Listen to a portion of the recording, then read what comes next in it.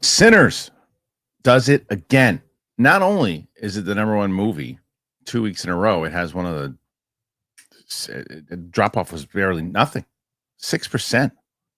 And I saw someone in the comments say, "Yeah, but it's bombing internationally." The hell it is. It's doing like 45 million. Is that great? It's not great, but it's going to make a big profit overall. So we discussed that. We'll discuss, speaking of box office, the number 2 movie was a movie from 20 years ago. Revenge of the Sith makes $25 million in a re-release. Massive news and big news. The Thunderbolts, the movie is coming out. I saw it. I don't think I can give anything else except my initial thoughts. I did an out of the theater reaction. I can speak about that. And then the follow-up, not the follow-up, but 2 movies forward is Avengers Doomsday. That is starting to shoot real soon. So we'll discuss that. J. Jonah Jameson's returning to the Spider-Man world. That and more on this episode of the Kristian Harloff Show with myself and John Rocha. A little late today, only about an hour, but nonetheless, we're still getting it going. So let's do it. Boom.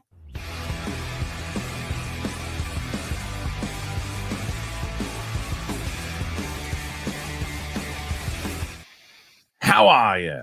There you go. What's going on, everybody? Welcome back to the show. I'm happy to have you. Joining me on the show, as always, John, the Outlaw Rocha. What's up, John? How you doing? What's up, everybody? How are you? How are you doing, brother? Good. I missed you on Dan's stream last night. Yeah, I know. I was on there for about half an hour to start things off. Well, you got to have a good opening act, just like Wrestlemania. You got to start out with a strong match, and then everyone else can come in and be a part of it. But yeah, I did not cross streams with anybody else. So speaking of which, WrestleMania is the fallout is still happening.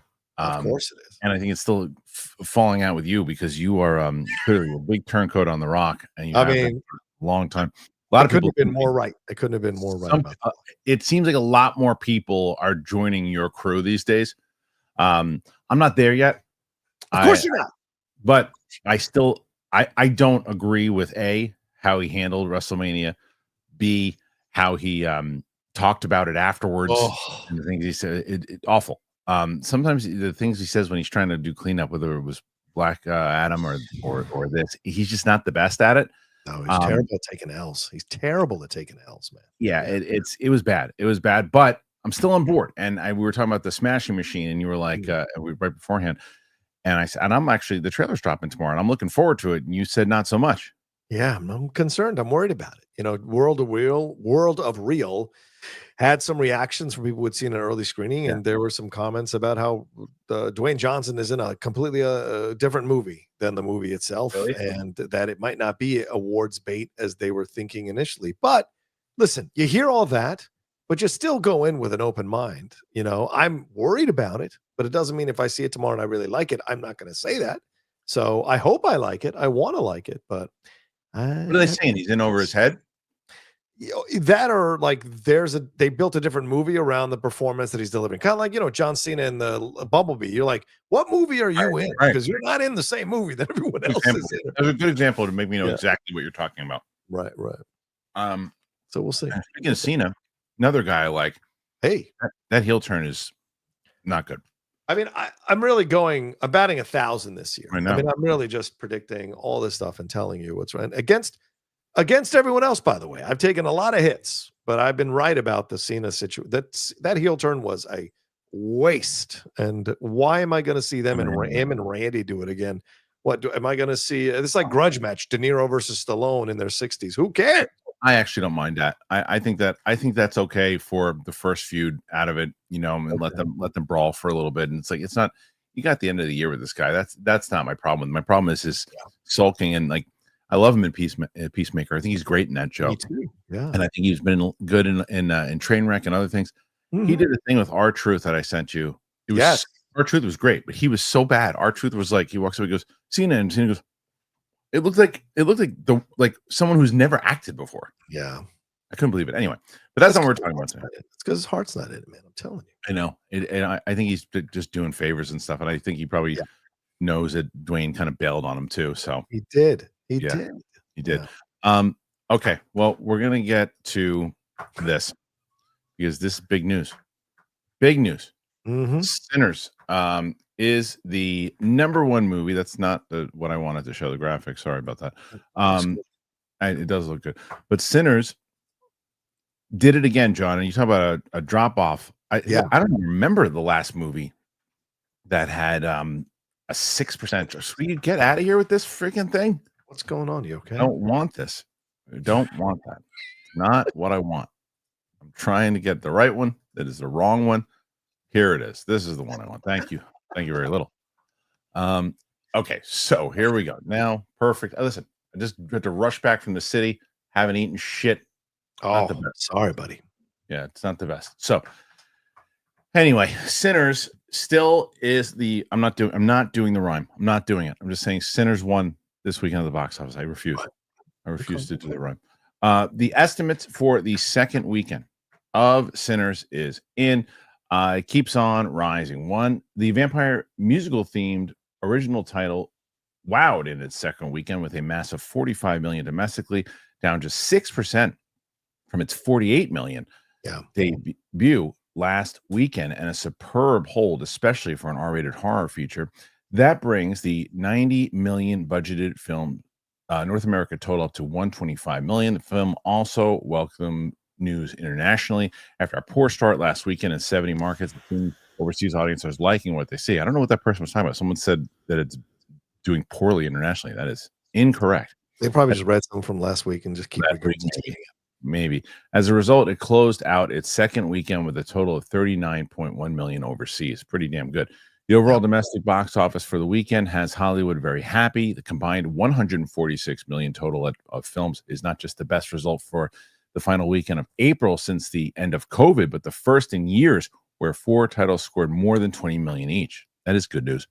The re-release of Star Wars Episode 3, Revenge of the Sith, came in second with 25.2 million over the debut of The Accountant 2 with 24.4 million, in third with just 300,000 short of the 2016 original. The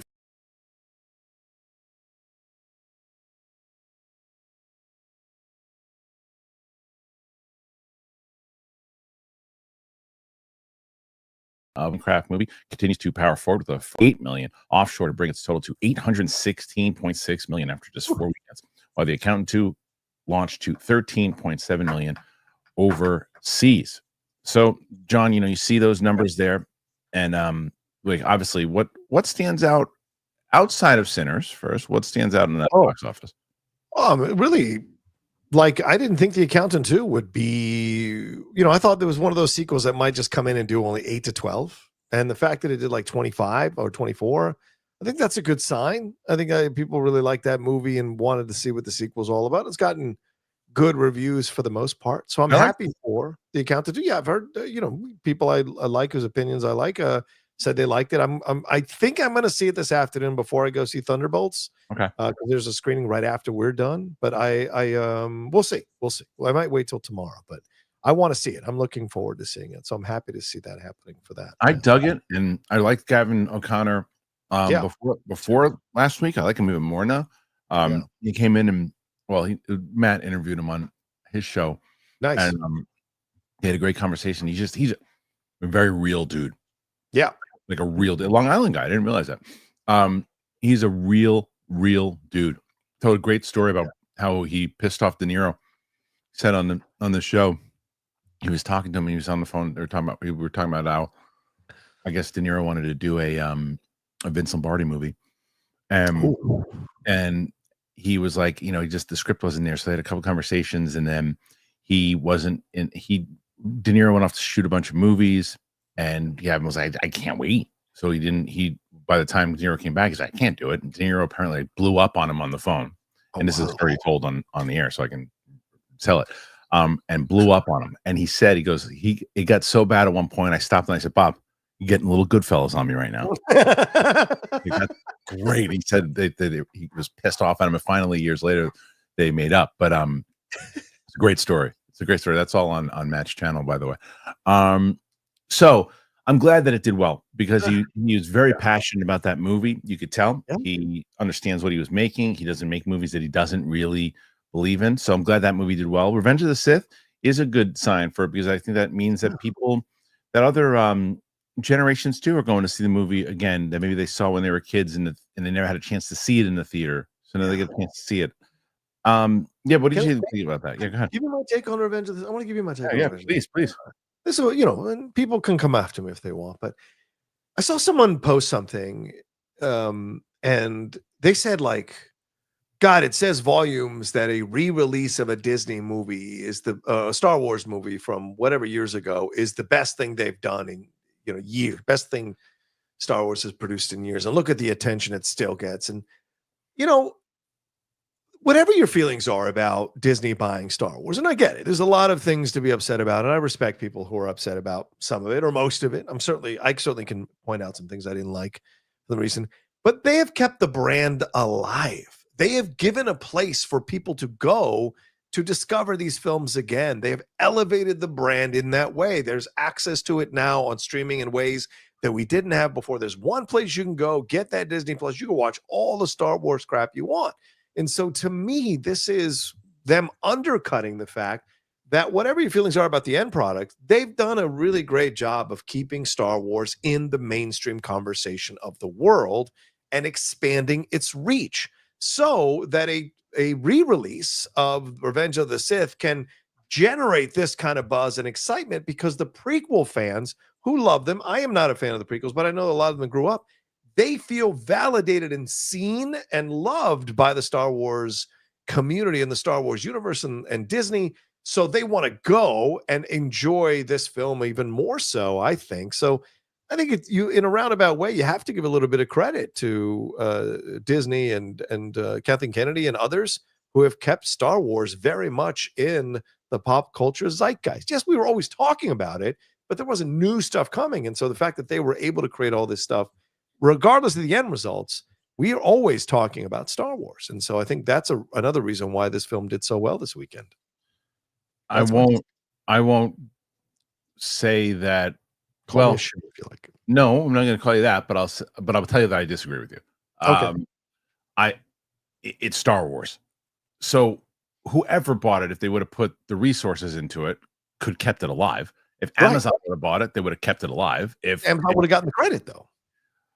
It depends on who made it. It depends on who's doing it. Like, I think we've agreed on the fact that we've looked at this like this is a sports team, and the management has handled the franchise like poorly as far as how they've put things in together. And like, I think they've actually hurt the Star Wars brand more than they've helped it. And I don't think it's just Disney. I think it's Lucasfilm, and the people that are in charge of Lucasfilm are more to blame for the creative side of it. But Disney, as their bosses, could have asked for other things.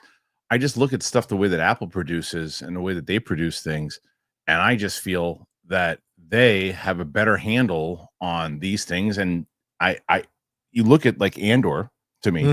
Andor to me is, as I've mentioned now until I'm blue in the face, is not how I want every single Star Wars project to be, because I don't think that the brand is that serious all of the time, but I think it shows that it can be. I think it shows that it can be adult. I think it shows that you can have an HBO Max quality type show with that type of writing and good acting, and you could still do that and have the fantastical stuff attached to it. But I don't think they did a good job handling it all. And I still think that even if, again, Apple had the brand, and let's say that let's say they actually had a movie 3 years ago, as opposed to 2019, and that movie 3 or 2 years ago made $1 billion, and then they released Revenge of the Sith, maybe it would have done $50 million. You know what I mean? Maybe it would have gotten more popular because the brand is in such, it's used to be the number one, as where like baseball in the 50s was the number one pastime. Football is the number one pastime now. Yeah. But Marvel jumped over Star Wars years ago, and DC, who hasn't even put a damn movie out yet, a new one in DCU rather, is more anticipated than Star Wars stuff. So I feel like Star Wars and Disney and Lucasfilm have handled Star Wars terribly. Okay. Yes. I mean, I'm not going to disagree. As you said, we've discussed that before and been on the same page about the overall results, right? The overall report card on it. But my point is that, like, they put it on a network. Like, let me go old man for a second. Like watching classics on TCM made me want to go see them in the theater. The first time I saw them was on TCM, the channel TCM, but knowing that there were houses or theaters in LA where I could go see old movies because I'd seen them, I want to see them on the big screen. I think there are a lot of younger generations who are discovering the prequel trilogy from Disney Plus, and they don't care about what's the end result and end product and did anybody like it. They're not caught in those bubbles. 9 and 10-year-olds on 8-year-olds are on Twitter going, let's get angry about shit. You know, they're like, what can entertain me? What can get me excited? And where can I go? Well, look, dad doesn't have to go to the video store and buy us all the prequel trilogies. No, he pays $10 a month on Disney Plus, and I can watch it as many times as I want. So I do think in that way, they deserve credit in creating a space where people can Netflix, go. But couldn't Netflix have put that on? I mean, they're not. You would never got. You would have never gotten a theatrical release with them. But couldn't anybody who bought it put it on streaming? But so that's like, what I'm saying. Even if they did, I would give them credit. If Amazon bought it and put it up, I would give Amazon credit. If Netflix did, I would give Netflix credit. So I just want to say, like in a vacuum, I think that's fair to give them credit for it. But of course, you have to factor in all the other stuff, which you are correct in saying that they, overall the brand's been damaged. Right. I mean, look, by buying it, they kept it alive. We can agree on that. Exactly. By buying it in Disney treatment. Yeah. At least someone well, at least someone bought it. I just don't feel like it was like, the Acme movie that couldn't find a buyer and then Ketchup, whatever, bought it. You're like, well, then you can go, hey, you might not like what they did, but they're the only ones that kept it alive. Like, if it wasn't for them, you would never see this movie. That I get. Yeah. But the other side of it too is like Apple didn't have an animation division ready to go. Amazon wouldn't have had a animation division ready to go. The fact that they were able to attack it on multiple fronts, including books and comic books and all this stuff. Apple, the Amazon Prime, all these others, Netflix, they would not have been able to do that's what Lucasfilm, Disney did. And so I think that's the way they kept the brand in the pop culture zeitgeist. But that's Lucasfilm. That's not Disney. Well, Disney with Lucasfilm, but they already had publishing. They had Random House put that in, But Random House had it. I mean, Random House, they were already making Star Wars books. It came with it. Anybody that picked it up would have gotten the books. But they removed the other stuff, right, and made it very much canon. They have Disney said, okay, this is canon. These are the books. This is all canon. This is all. So they are involved. Yes, it was Lucasfilm, but with Disney deciding on the plan going forward. So, and I'm not trying to shill out. Listen, I'm not trying to shill out for Disney. I just wanted to give credit where credit is due. All right. Well, look, we agree to disagree on that one. But okay. That's either way, they had $25 million that came in to amazing for the support. It's huge. And Sinners, though, the fact that it did what it did, dude, when was the last time you heard it drop like that small? Did they say what it was? I was looking at the list here on Box Office. There's only been 30 movies in the history of movies that have done better than the 6% drop. And I'm talking about movies that increased and movies that dropped less than 6%. 30 total movies in the release, according to Box Office Mojo, have ever done better than the 6% drop.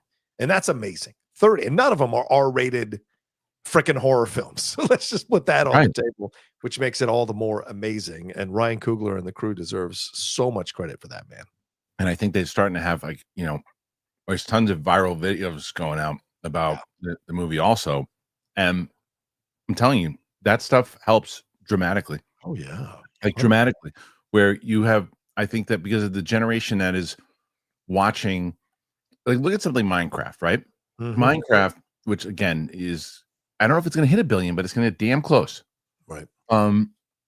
The amount of younger people that saw that movie because of all the stuff that they saw, whether it's the popcorn throwing shit and all that other stuff, the things that they saw, chicken jockey and all that, through TikTok and everything else. It's a market. I mean, it's a marketing tool. Yeah. It's massive. And so the same thing, like you see stuff that's coming out and they're showing parts of some of the scenes that are happening, and people are going and checking this movie out. And the fact that it dropped that low, I mean, that's you gotta be very happy if you're Ryan Coogler. You'll be very happy if you're Warner Brothers. Warner Brothers having a hell of a year right now.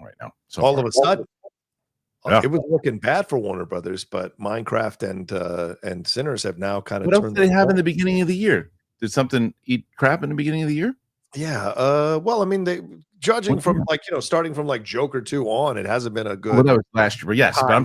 I'm talking about this year in particular. This year in particular, they started because last year was they were the brunt of the joke last year with the Joker 2. But this year, I mean, they went Minecraft to Sinners, like boom, boom.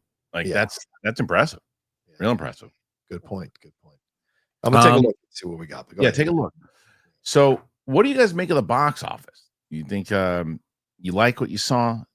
Did you see Sinners? Did you see any of these other movies that came out? Do you think that there's going to be a big drop off because we got Thunderbolts, which is coming up? Is it this week? Is it this week? Thunderbolts is this week. Yeah. This week. So obviously that'll take a chunk out of let's before we jump off of that, because we'll get into the Thunderbolts. Like, because Thunderbolts will take a chunk out of Sinners. Sinners will not have it'll have probably like a 50% drop next week. Right. Which is understandable at this point. You get third weekend. But what do you think? Well, we can jump into Thunderbolts as far as what we think it's going to make and all that in just a moment. But let me ask the audience as far as what do you think when it comes to Sinners? Do you think it's going to make more money, less money when Thunderbolts comes out as far as drop percentage? Put your thoughts in there. Did you see Revenge of the Sith? What do you think about the re-releases? What do you think about the conversation John and I had about the fact, Lucasfilm, Disney, did they keep it alive? Did you agree more so with the points John was making, which I thought made a lot of valid points, a lot of good points, or did you agree with the fact that I think that they dropped the ball? Put your thoughts in there. Let us know. All right, before we get moving on, and we have a lot more to talk about, we'll talk about Thunderbolts. I'll tell you about Stitch Fix. Big fans. You guys know that. I'll tell you a little bit more about them. Here you go. All right, let's talk about Stitch Fix. I know shopping's hard. I know it is. I found a much better way to do it, though. Stitch Fix, online personal styling, and makes it so easy. I'm not a shopping person. Doesn't matter. Even if I can figure out my size, stores never seem to really have what I need in stock. And I'm not a crowds person. I'm not a lines person. I don't have the time for it. Stitch Fix, it gets you a stylist who understands your style, understands the size, gets the budget. They do all the shopping for you. So I just give my stylist the one that I have right now. I give them the size, I give them the style, I give them the budget preferences. I order boxes when I want, how I want, no subscription required. And he just sends me for pieces, pluses, outfit recommendations, styling tips. It's awesome. I keep what works and then I send back the rest. It's very easy. There's no stores, there's no crowds, there's no stress. Just personalized looks that you're going to love. Stitch Fix makes it all so easy. And it looks like you know what you're doing, too. If you're walking around, you go, hey, look at you. You're in style. I said, I know, right? And then I give Stitch Fix some props. Anyway, make style easy. Get started today at stitchfix.com/KHS. One more time, stitchfix.com/KHS. Thank you to Stitch Fix. Excited to have them. So make sure you check them out. You help out the show tremendously when you do just that. John, not a bad start right now. We're at 17. You're dancing to the music. Nice. That's good music you chose for that one. Right. 17 right now.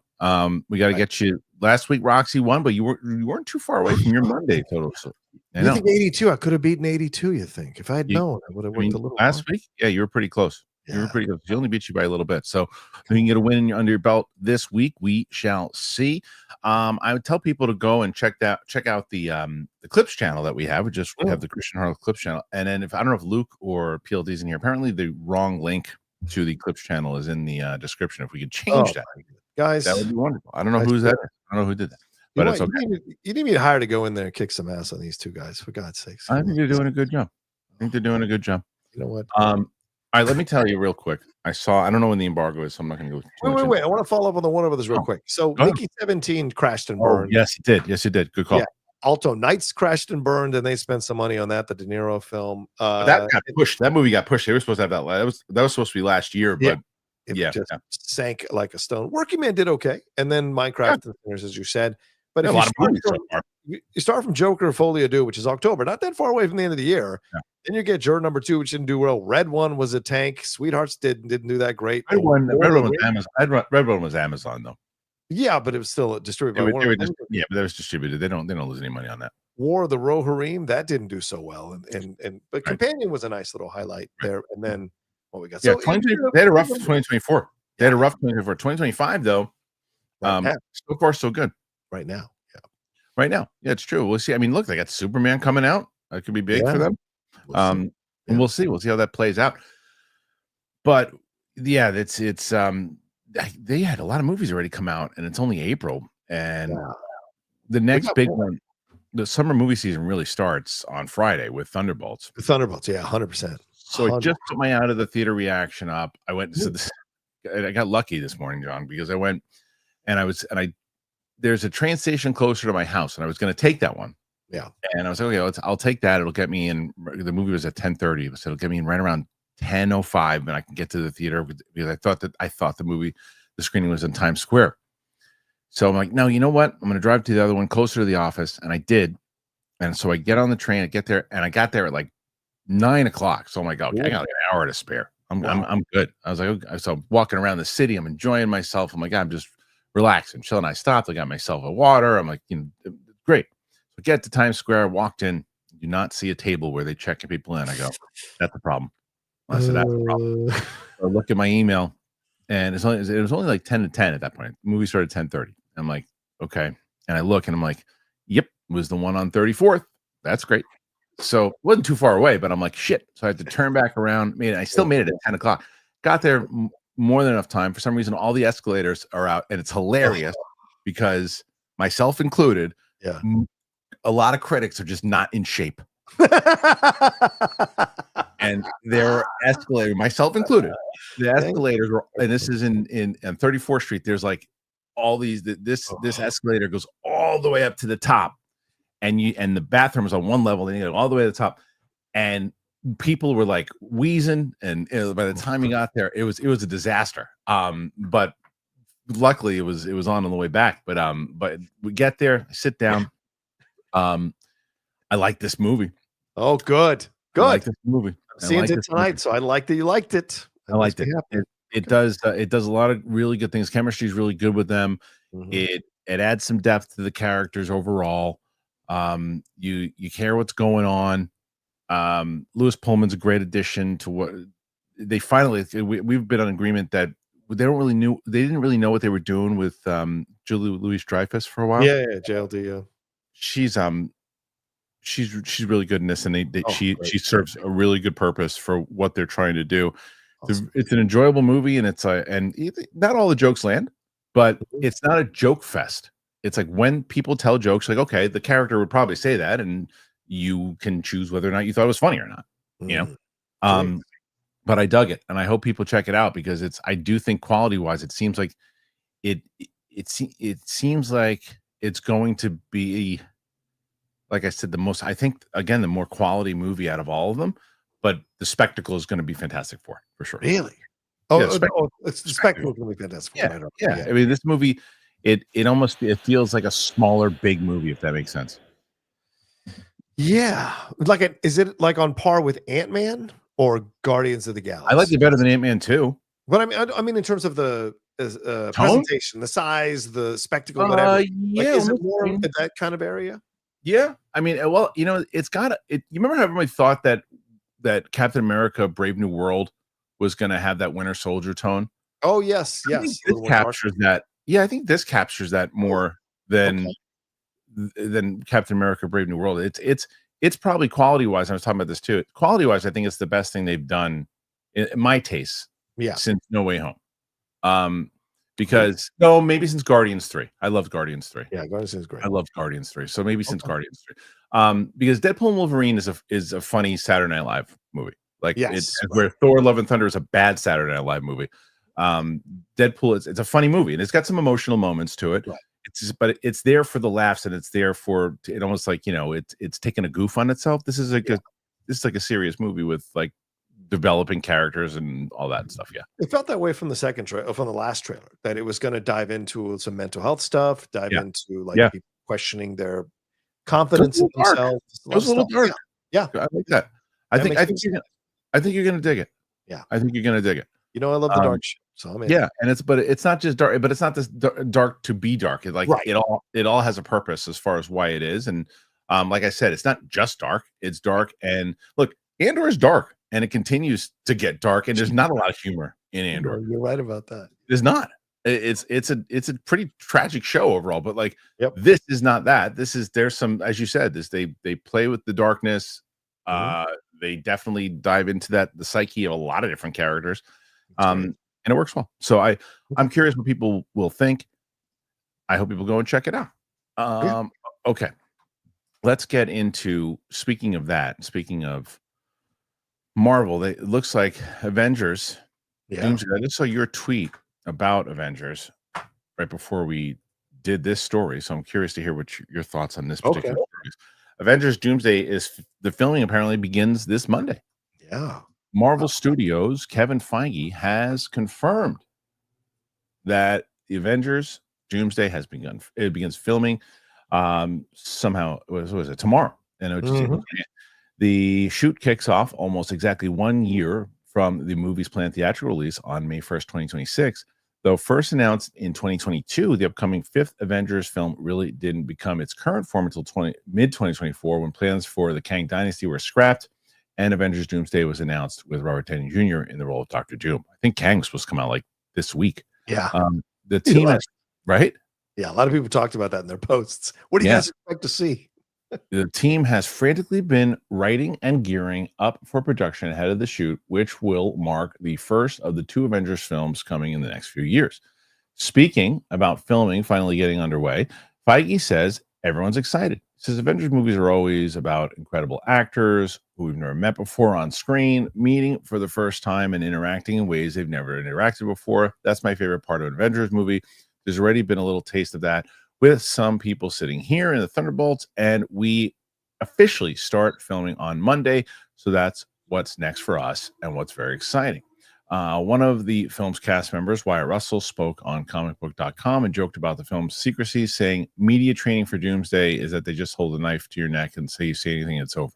Speaking of Marvel, a report at Daniel RPK indicates the filming of Spider-Man Brand New Day is officially set to get underway in August, though a specific date with that month hasn't been revealed. It's Victor Von Doom. Is it okay? So John, I saw your post. Yeah, I think it was today, and you had said something along the lines of the script or something wasn't done yet for I posted it last night, and people have been talking about it into today. But yeah, the thing is what we've been saying for weeks, and I think a couple of months actually, that there were issues with this script, and that they are still working on it because, as Jeff said on the hot mic, they're still closing deals with some of these actors that are going to appear in the movie. And I saw some people push back. You mean just like Iron Man? As if Iron Man, the beginning of a universe where they don't even know if they're going to be successful with it or have a shared universe that's going to work, is how you should approach a movie that you're doing now with all of these characters that have had their separate franchises, all of these storylines that you've presented, and with you having taken a bunch of punches in the mouth for the last phase or so with some of the content you've released. So it's a completely different scenario. You don't want to shoot Avengers Doomsday like I shoot Iron Man in terms of still working on the script, still writing out the things. I mean, I think there's just a lot here that I'm to me makes me a bit nervous and unsettled. That being said, we've seen the track record of them together, the Russos with Feige, and one of either Marcus or McFeely have been successful, but yeah, they're still working on the script. They're still writing it. Jeff was speculating that they'll move lines from one character to another. I don't know how that feels for an actor to have a line removed and given to someone else, but it's just a situation here where it doesn't seem that on top of it as you want them to be for a movie like this and this scale.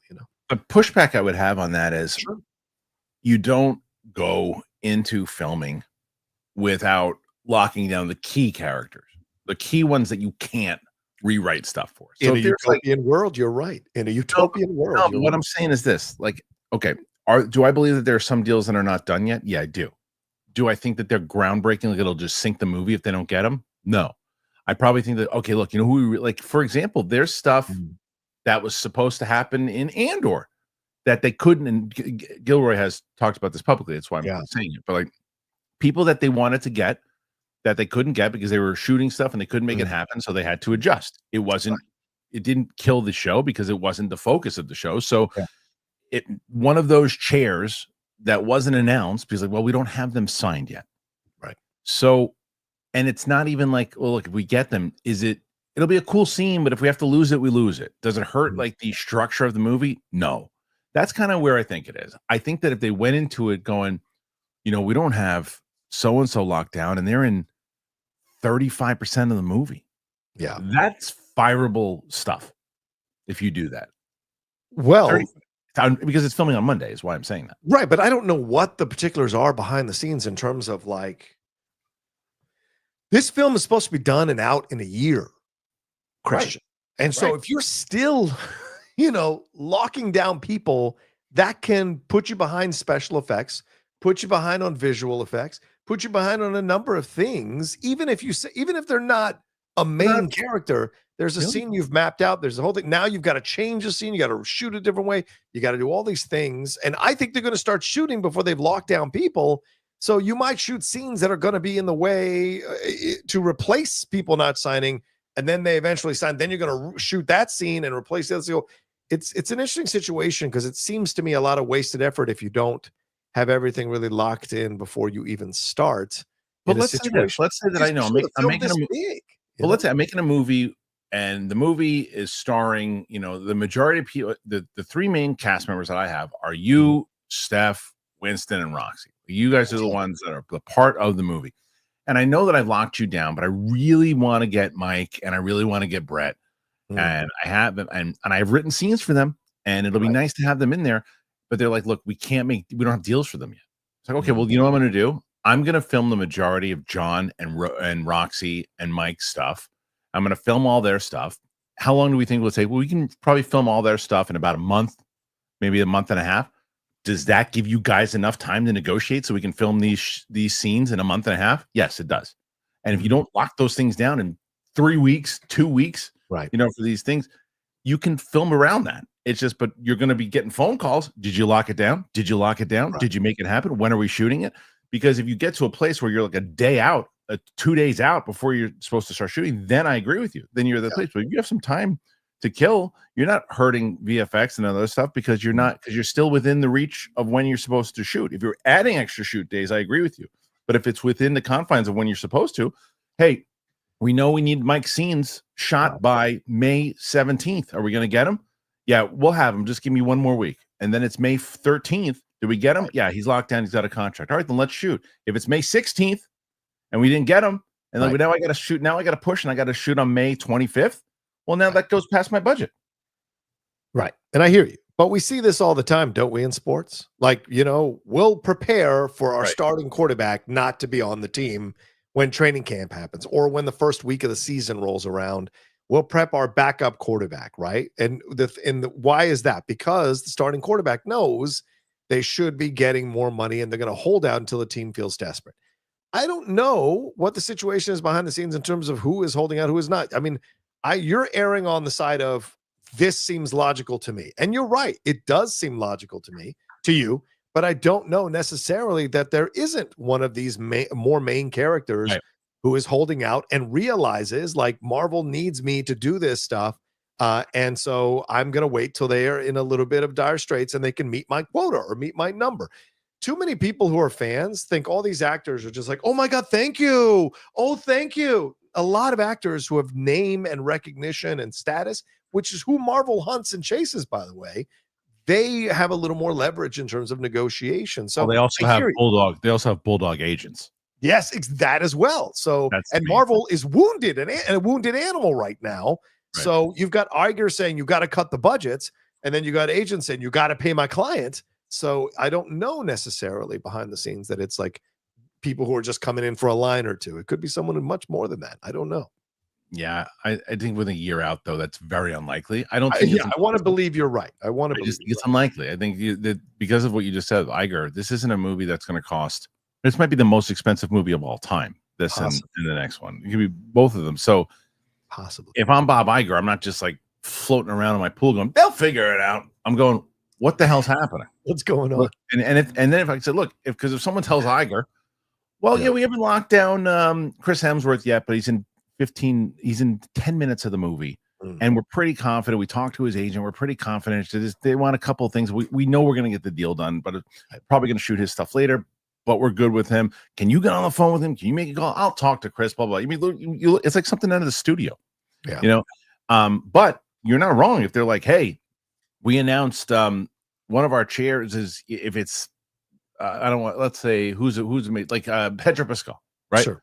They'd say Pedro Pascal. We know this is going to be part is after Fantastic Four. If they didn't really lock him down for that, and he's not locked down, that well, we only had him on for Fantastic Four and sequels. We didn't really get him on for Avengers. Well, then somebody's an idiot, right? Yeah. Like who would be those people that would be?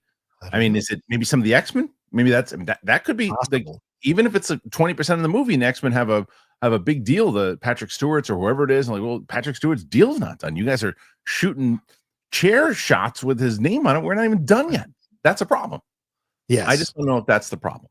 I just wonder if any of these are if any of these actors are in action sequences that they're going to shoot, because that's another part of it too. Is like, you're going to shoot an action sequence without certain characters in there that then you're going to add them later and reshoot the scene. These are the questions you come in, but we'll see. I wonder. I don't think Kevin Feige says we're shooting on Monday without this thing getting that close. But there is an argument to be made of like, look, we're getting pressure by Disney. They need an Avengers movie and they ain't moving it, and Disney ain't budging. They want this movie out in a year. We got to figure it out. That's another part of it that I think might be working on as well behind the scenes. Definitely could absolutely be something that's like, hey, I don't care. And maybe it's that my scenario, but it's a little bit more dire than that. And it's, hey, I don't care who you didn't get yet.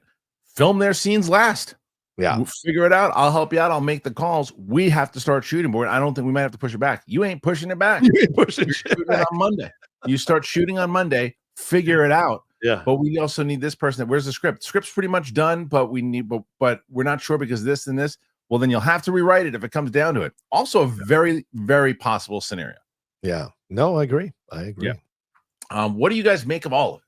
The fact that they're announced that they're going to be doing the Avengers, the shooting on Monday, and the fact that are these scripts done?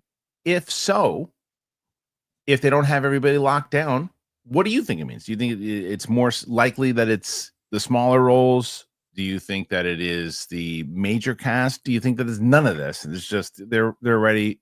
It's good. We're going to see the movie in a year from now. All right, I want to jump back to Thunderbolts real quick and go to as we combine story 2 and this story. John, what do you think as far as box office Thunderbolts will do? Because it's already getting good word of mouth, and not just from the influencers that went to the premiere. It's actually getting good word of mouth from people who are seeing it and then digging it. And what do you think that means? Does it do a damn, or are people just going to have? Is this one that people are going to wait for streaming?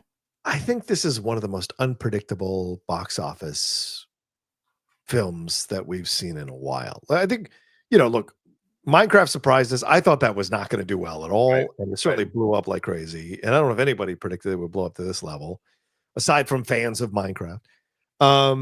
So when I look at Thunderbolts, there's been people claiming that, they haven't seen anything on it, or they're not that interested. They don't know these characters. They didn't watch the Disney Plus movies TV shows. Because look, a lot of these characters from Disney Plus TV shows. How many people have actually watched it? So I think it's very unpredictable. I think the word of mouth is going to be a massive deal. And this is where critics, I do come in. I know the popular thing is to crap on critics, and it's so cool to do so. But I do think these are the kinds of movies where critics make a difference, where critics go in and report, and critics you trust have really positive responses to it. Then you're going to go give it a chance, and you're going to go see it. And so I think, are you asking me opening weekend, or are you asking me opening weekend domestic? Shit, man. I don't know, 115, 125. Is that too much? I think so. That's okay, so maybe 85. So maybe that's where I am. You jumped significantly down, and I agree with you. Yeah, I was like, am I overstating? Fine, 85 feels right, but I think it has a chance to do 100. But after seeing the movie, I hope it does do 115, 120. But I don't think it will because of the points you just made. I think that people will say, I didn't watch the shows. I don't know who these characters are. I'm not even sure. I took a friend, he's looking at it, he's like, oh, that person's in it. I saw a little bit of that show, and okay, I guess that's interesting. Right. But I will say that you have to the ones that I always pushed back against Feige when he said you didn't have to see WandaVision in order to see Multiverse of Madness. I'm like, what are you talking about? You don't get the emotional attachment for that whole storyline. I think you miss emotional attachment from this if you haven't seen Black Widow. I think you miss I think you won't really latch on to Wyatt Russell as much if you haven't seen Falcon and Winter Soldier. Bucky's Bucky, the other stuff. And then there's other. How many people remember Hannah John Kamen as Ghost? Like, That's what I'm saying. She has an opportunity. She's the one that you have an opportunity to actually learn her. It's irrelevant if you don't really necessarily have to see Ant-Man 2. She shows up, but it wasn't the fact that she wasn't good. That character wasn't done justice. She's much better in this movie. Oh, good. Much better in this movie. I like her as an actress, so that's good. Yeah, much better in this movie. Same with, there's a lot of different characters. So I would just say, and David Harbour, like, he's David Harbour, but you get that attachment from the Black Widow movie. Yeah. Yeah, if you haven't seen the Black Widow movie. That's probably the one thing you should see is the Black Widow movie. Yeah. I think that's the most important for this movie. Yeah. Clear. 80 I would say between 85 and 87 million opening weekend for domestic. And I think this one could have a good word of mouth. Yeah. Because it doesn't have any competition until, the only really big release after that is like Final Destination 6, and that's a different audience. Yes. So I don't really think what's the next big May movie. There's a big May movie maybe Final Destination, like you said, and then Mission Impossible later on. That's the next one. So they've got which one? Lilo and Stitch. So they've got to make their money. They've got to make their money by the time those two movies come out. Because then they'll be in the category of, okay, now we're just kind of tacking on a little bit here, and then you'll be on Disney Plus in about 50 days. So it's true. That's what they're going to do anyway with it. They're going to, and they're going to put it out because you got Fantastic Four that's going to be right around the corner, and they're going to want people to see this before they see Fantastic Four. So I think they're going to push to Disney Plus, after there's enough time. And plus they're going to want more of their movies in summer movie theaters. So if it doesn't perform, they're going to yank it quick unless it performs. Great point. Yeah. And I think it will perform. I think, like you said, like we've seen people who are not part of the normal premiere crew show up and go to see these games. And there was those 10 towns across the country that had free screenings of the film on the 22nd. And mostly people were responding very positively to it. So this could be one of those like little engine that could type of movies, even though it's part of a larger franchise, that where it keeps surprising people at how it has legs and people want to see it. And I think the mental health aspect of it all is going to appeal to people who are not maybe normal Marvel fans and want to see this storyline played out in the context of Marvel, which will be interesting. Yeah. It'll be really interesting. I want to see how I really want to see how Thunderbolts does this weekend. I'm so curious. So we shall see. What do you guys think? You think that Thunderbolts what do you think it's going to make opening weekend? And like I said earlier, any interest in seeing it, or are you going to wait for it to stream? Put your thoughts in there. Let me know. All right, before we jump into your questions, there was a lot of different Star Wars stories over the weekend, and I think the first one I'm going to talk about is this one with Ian McDermott, and then we'll jump into the Tony Gilroy stuff. But Ian McDermott was talking about the backlash to Palpatine's Rise of Skywalker's Return and the Scrap TV series. This almost made me put my head through a window. Star Wars franchise icon Ian McDermott reflects on the backlash to Palpatine's return in the Rise of Skywalker, shares some insights into the George Lucas Scrap TV series about the villain. Ian McDermott has now been playing Emperor Palpatine for 42 years. It was the mysterious big bad of the original Star Wars trilogy, and then a senator who rises to the ultimate position of power in the galaxy while corrupting Anakin in the prequels. Return of the Jedi killed the Emperor, and Revenge of the Sith wrapped up the story on how he became the monster we first met. The Empire Strikes Back. First met in Empire Strikes Back, excuse me. Fans thought that was it for the villain, but the Rise of Skywalker brought him back from the dead as a clone. In an interview with Variety, McDermott said it was very satisfying to learn he had a granddaughter in Daisy Ridley's Rey. However, no one explained how the Emperor managed to have children. And they still have. There was never any discussion of that. And it was up to me to work it out in my head. And everyone else. That's right. They still haven't figured it out. No one has. Except Darth Vader.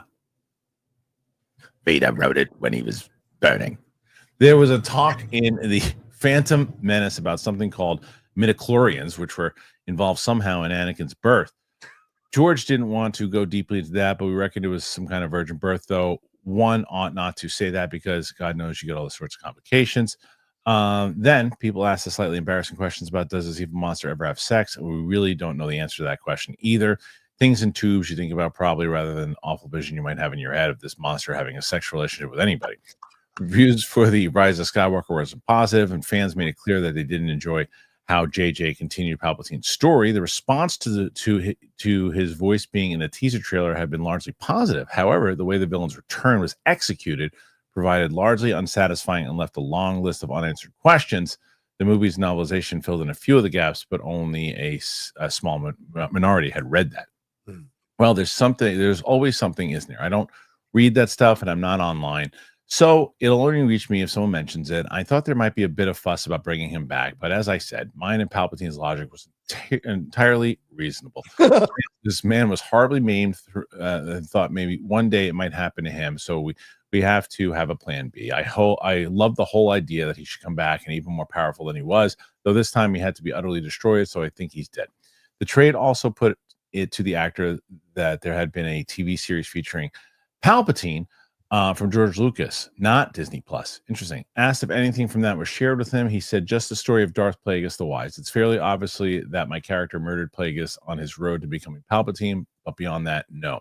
With George, you didn't discuss anything really. You turn up and you shoot. These films take a long time to make, and the pressure is intense for many reasons. Of course, George was at the forefront of all that, so he had all of that to think about day by day. Takes a good deal of trouble over casting, but once he's cast, he then likes the actors to get on with it. The Emperor had continued to show up here and there in Star Wars, though Andor showrunner Tony Gilroy recently confirmed that Palpatine won't factor into season 2. Plans to explore Palpatine's or Plagueis' backstory were seemingly scrapped when the Acolyte was canceled.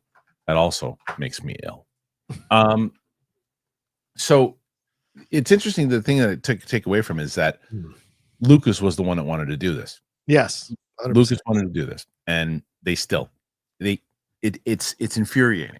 It's infuriating because, like, if you've read that novel, and I was for the longest time when we were doing Far, Far Away and Jedi Council, it's all I could talk about. People made a joke about how much I bring up the Darth Plagueis novel from James Luceno, and it is the biggest like mafia story. And I actually interviewed James Luceno and asked him about it. I said, this is kind of like a mob story. He's like, this is exactly what it's like.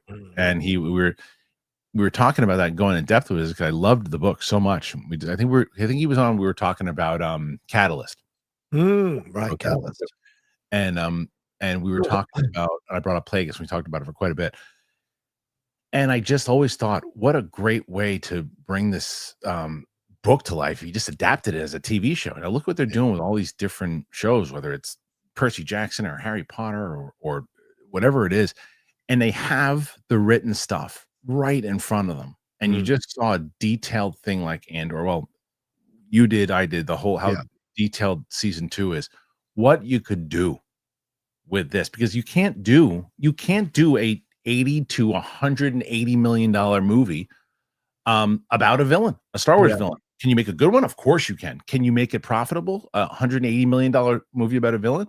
It's going to be very, very hard to do. So you can damn well make a freaking miniseries out of it on a book that has already worked.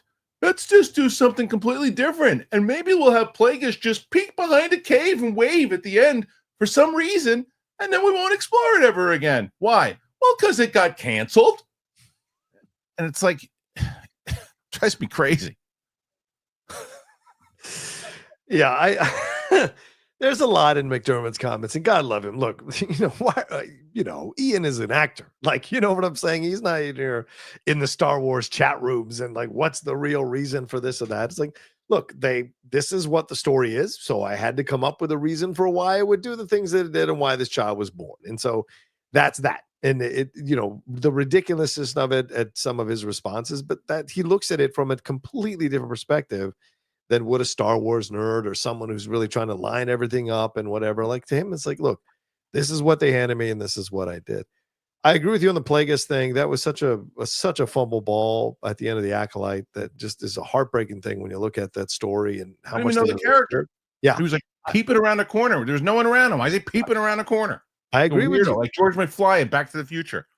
But I think what was interesting in the whole comments is, like, from my mind, in my head, I go, like, if you had a a Palpatine miniseries, that would be interesting. You know, you say maybe I can't sell a movie unless probably Darth Vader. I think you could do a $180 million Darth Vader movie that would make $1 billion. It was really good. Right. Vader's a good call. Yeah. But I think with Disney Plus, if you did a Palpatine series and you cast someone who looks like Ian McDermott a little bit, because you're not going to I always thought Tom Hiddleston would have been good, but he's a little too mainstream now. Yeah. That's a great point. It would be, to see him explore that and the Plagueis stuff and all that. I think that could be super interesting. Have you read the book, dude? No, I've never read the book. I've got to read the book. I know you would even do the audiobook if you have to, but like, okay, you would hear this and you'd be like, what are they doing? It's right. They right own there. It. It's right there. Yeah. You could make that. That would be, if you could get someone, not him, because he's not going to do all this stuff, but if you can get someone like a Tony Gilroy to show run that thing, holy crap. And then you'll get the people who say there's not enough lightsabers and stuff in Andor. They'll be quiet because they'll see what you can do with this. You just adapt it. You can still, people will still, and that's the problem though. And this isn't just the Lucasfilm and a Disney thing. This is a studio thing. They think that any character that was involved in something that didn't do well means that people don't want to see it. Right. Yeah. Oh, wait a minute. Oh, wait a minute. So Darth Plagueis was in the Acolyte. Oh, no one wants to see him. That's right. It's not true. And then in the same way that they're like, what was the other? There's something else that bombed recently. Oh, I can't remember. Something else bombed. Oh, yeah. Obi-Wan. When Obi-Wan didn't bomb. But what I mean is that Solo had bombed. Right. And Obi-Wan was supposed to be a movie. And they said, oh, no one wants to see Solo movies. Stop doing that. Stop doing that. No Boba Fett movies. Yeah. No Boba Fett movies. This recently just happened with the live action stuff for Disney, right? Snow White. Oh, no one wants to see live action. Right. Cancel Tangled. No one wants to see it anymore. Yeah. Meanwhile, you get Lion King, 1.4 billion, Cinderella, Crush. Do them right. Do them right. And it has nothing to do with the fact that nobody wants to see that. It's like nobody wants to see shit. Right. Nobody wants to see shit. If you keep putting out shit, then no one's. But it's like no. They follow. It really is. The studio is the most accurate thing I've ever seen in my life. Yeah, I know the show. Yes, 100%. It's so accurate. Yeah. It's so accurate. This kind of stuff. But speaking of Tony Gilroy, he talked about a few things, and he says right up top, and I think this is smart for him to say, and this is very smart for him to say. He explains why Vader and Palpatine don't make an appearance in season 2. I think it's very smart for people who are expecting, they're only watching it for that right away.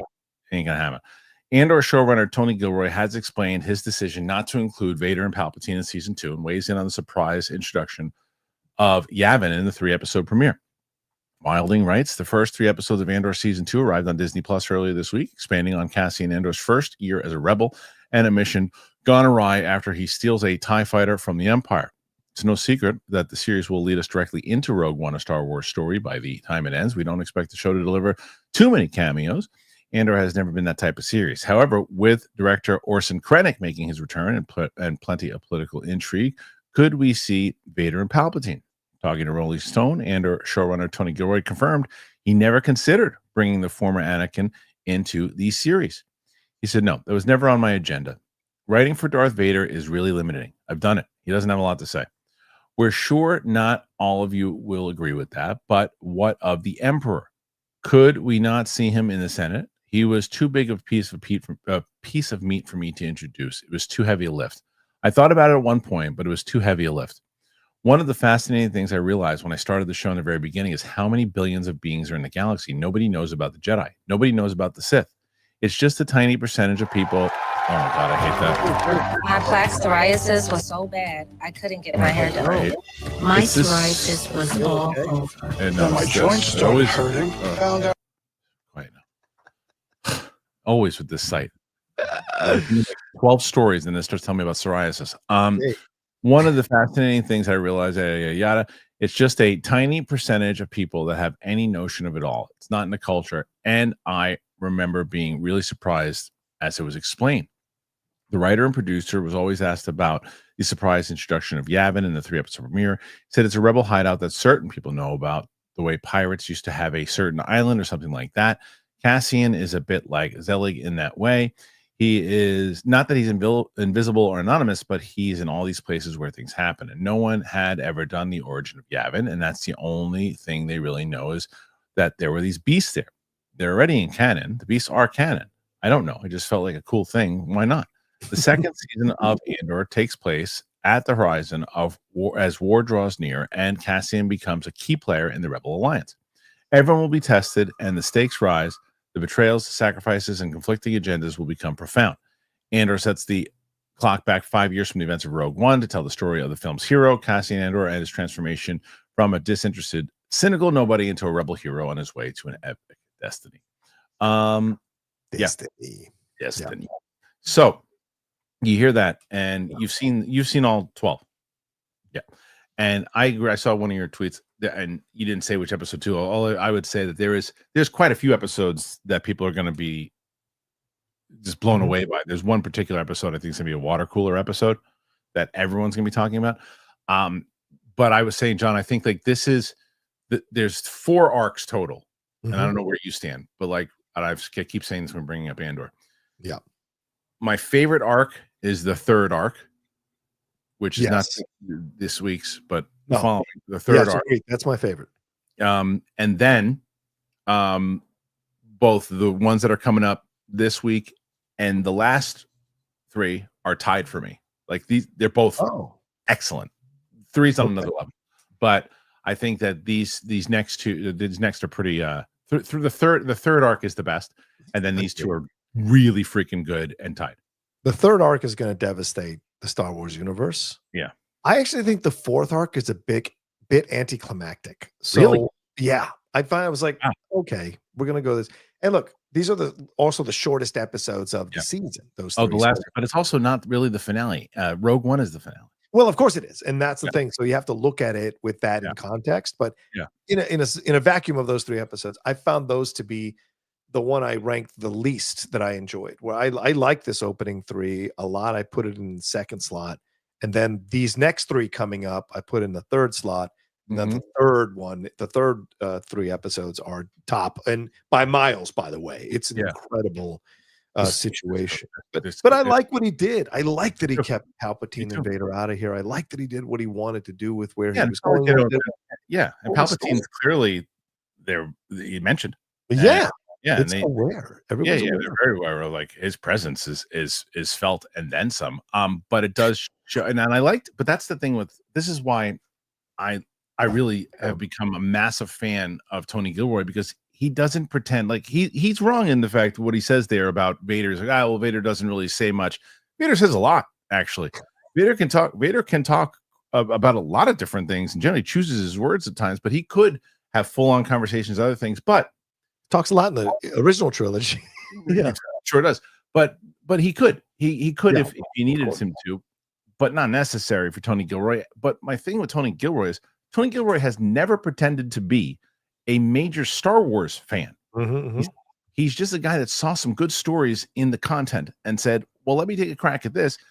And he didn't shy away from, as he said, like what he said in about Yavin, when he goes, look, it's canon. There's stuff in there, and they brought it to me, and he listens. He's like, and there's beasts on there, and no one's ever done the origin or before. I can do that. He pays attention to what's going on. He doesn't make up his own stuff, J.J. Abrams.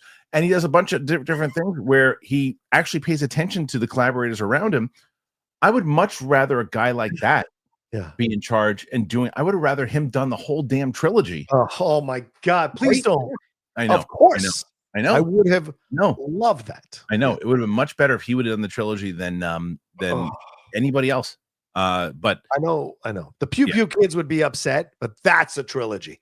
That's a trilogy. So good. People don't realize though, too, is that's the thing, is this story that he's telling doesn't call for. I mean, look, there's tons of battles in this thing too, and people were saying this is something I had curious about. I was like, where are all the aliens last season? There's tons of aliens all over the place in season. They're everywhere. They're everywhere.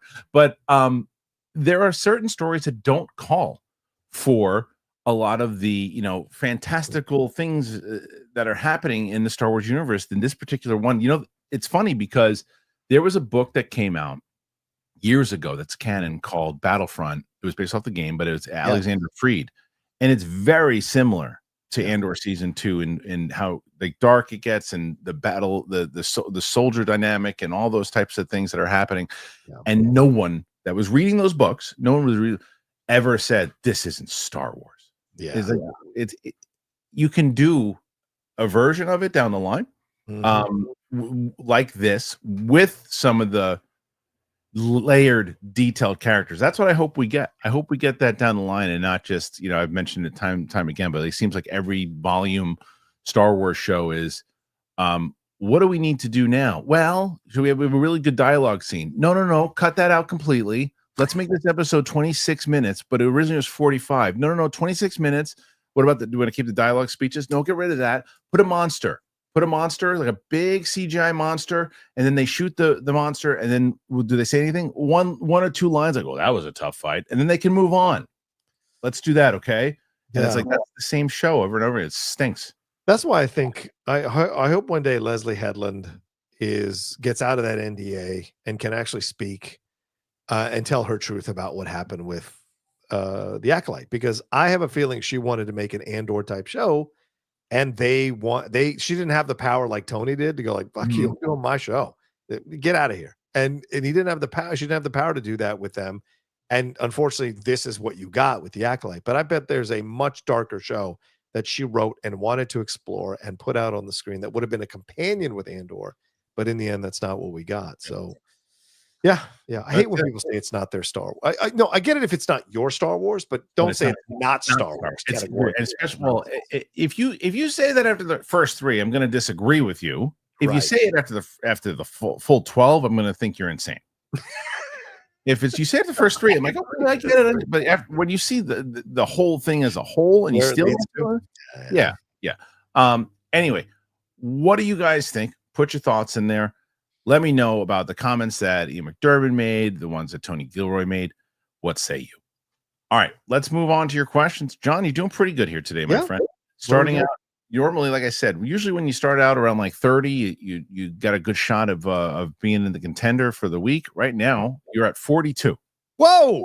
Pretty damn good to start. Nice. Pretty damn good. But before we get to it, you got some stuff going on the channel. What's going on, man? Oh, yeah, guys. Hey, the Outlaw Nation channel, please head on over there, subscribe to the Outlaw Nation channel. We're dropping our spoiler review for The Last of Us, the episode that dropped last night on HBO Max. That'll be later with the Geek Buddies. As Kristian did earlier today on his channel, I will also have an out-of-theater reaction for the Thunderbolts when I go see it tonight. But we've got Hot Mike, and certainly last week, if you missed Hot Mike with Jeff and I going at it over Sinners, that was like a 30-minute battle and debate going back and forth. And I posted it up on the channel yesterday as a separate video. So please make sure you watch that no matter which side of the fence you're on. But then we've got Jedi Way reviewing Andor this week as well. Some more Geek Buddy stuff. And then the Spill the Tequila back tomorrow again, 4 p.m. PT, now a weekly show with me and Winston A. Marshall. I got a feeling we're going to talk about that Shador Sanders situation as well. So yeah, a lot of stuff happening there. Okay. Outlaw Nation. Check it out, guys. Please go and support John. All right, let's get to these questions because we got a ton of them.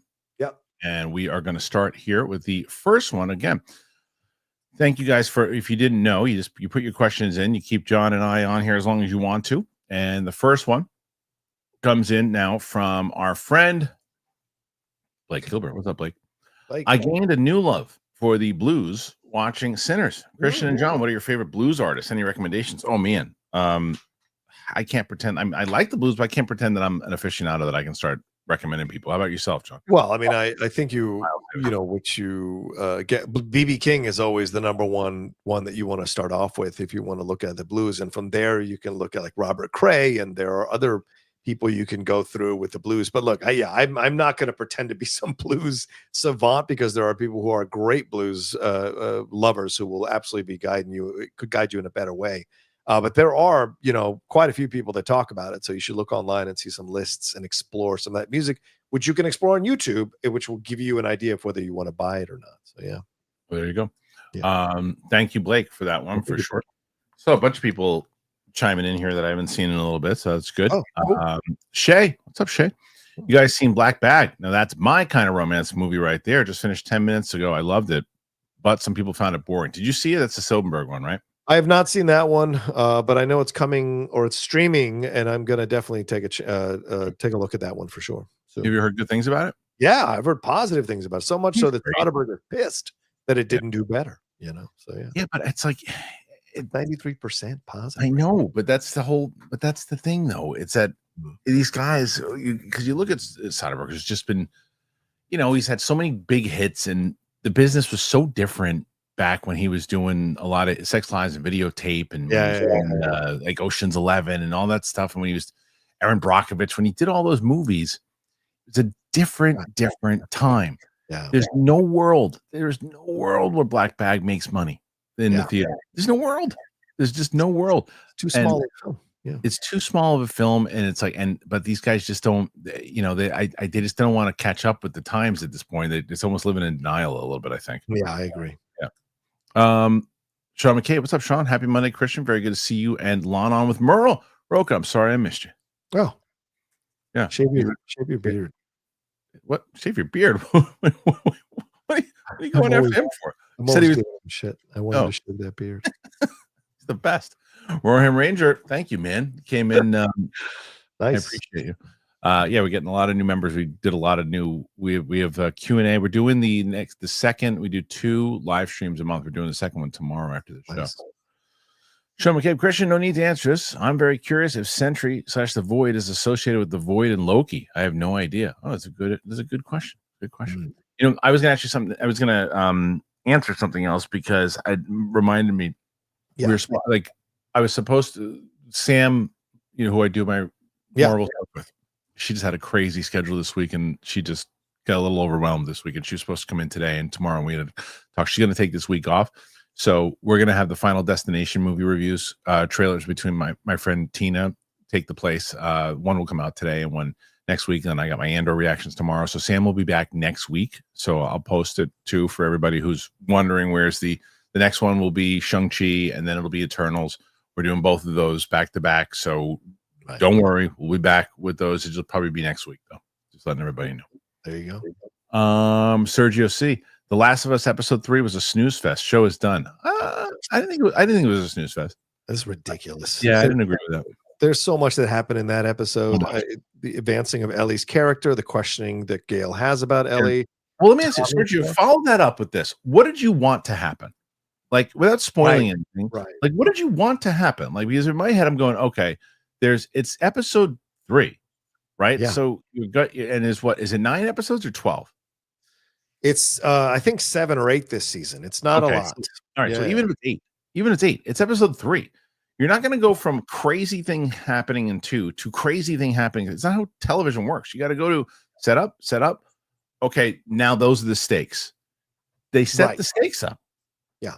It's only 7 episodes. It's only 7 episodes. 7. Okay. Yeah. So I'm not going to disagree with you, Sergio, if there's episodes like this that continue to happen, and we're in episode 6, and this type of episode happens in episode 6 with 7, then I'll agree with you. But I don't understand how, what did you want to see? I guess that's the follow-up. Yeah. Armada. Kristian, what do you think of Nicholas Britell and Brandon Roberts' score for Andor? I think it's great. And how well do you think it fits into the Star Wars world compared to Kiner and others? Kiner is the best. Kiner should be, if Kiner scored every single Star Wars project, I would be happy. I think he's the only person that realizes that it's okay to take some of John Williams' themes and mix them with some of the new themes, and it's okay. Like how there were no John Williams themes at all in the Obi-Wan series someone should be put in jail for that. He's doing the score for Dark Winds, which is a series I'm watching on AMC Plus. Yeah, Kevin Kiner, and it is great. Completely different from what he did before. Yeah, and his son is doing stuff now too. He's great, but I do think that their score for Andor actually fits really well. Really well. This season, I loved it. Yeah, Madhouse Entertainment. What up, jerks? What's up, man? Wrestling question: what is the storyline you didn't like at first, but then loved it, and vice versa? I think some of the Bloodline stuff, because I came into it late. Oh yeah. Well, it's getting a little. I'm not. I'll tell you who am I? Who was I watching that I'm like I'm not on board with yet. I see why people like him, but I'm not on board with him yet, and that's Fatu. I'm not on board yet. Fatu. I'm just not on board yet. It just not on board with the Samoan Wolverine. I think. I'm on board with him as a performer, and I'm on board with him being as pop, and I'm on board with how they're using him, and I'm on board with him being champion. I'm not on board of being I'm not like in the same way. It's different. Like I understand and I respect the Undertaker so much. I just never was an Undertaker guy. I just never was. Yeah. I respect him. I think he's one of the most influential guys in wrestling history. I just wasn't an Undertaker guy. Yeah. I'm just not a Fatu guy yet. Okay. You know what I mean? So it's like I understand why he's why he's where he is, and I think he should be over more so than LA Knight and Drew, and get why they have him doing what he's doing. Again, I'll tell you 3 quick storylines that I didn't think would get over. It got over. And like Judgment Day, I didn't like. It got over, and I ended up liking it. Dominic, oh my God, I thought Dominic was toast, and the fact that he got over was absolutely amazing.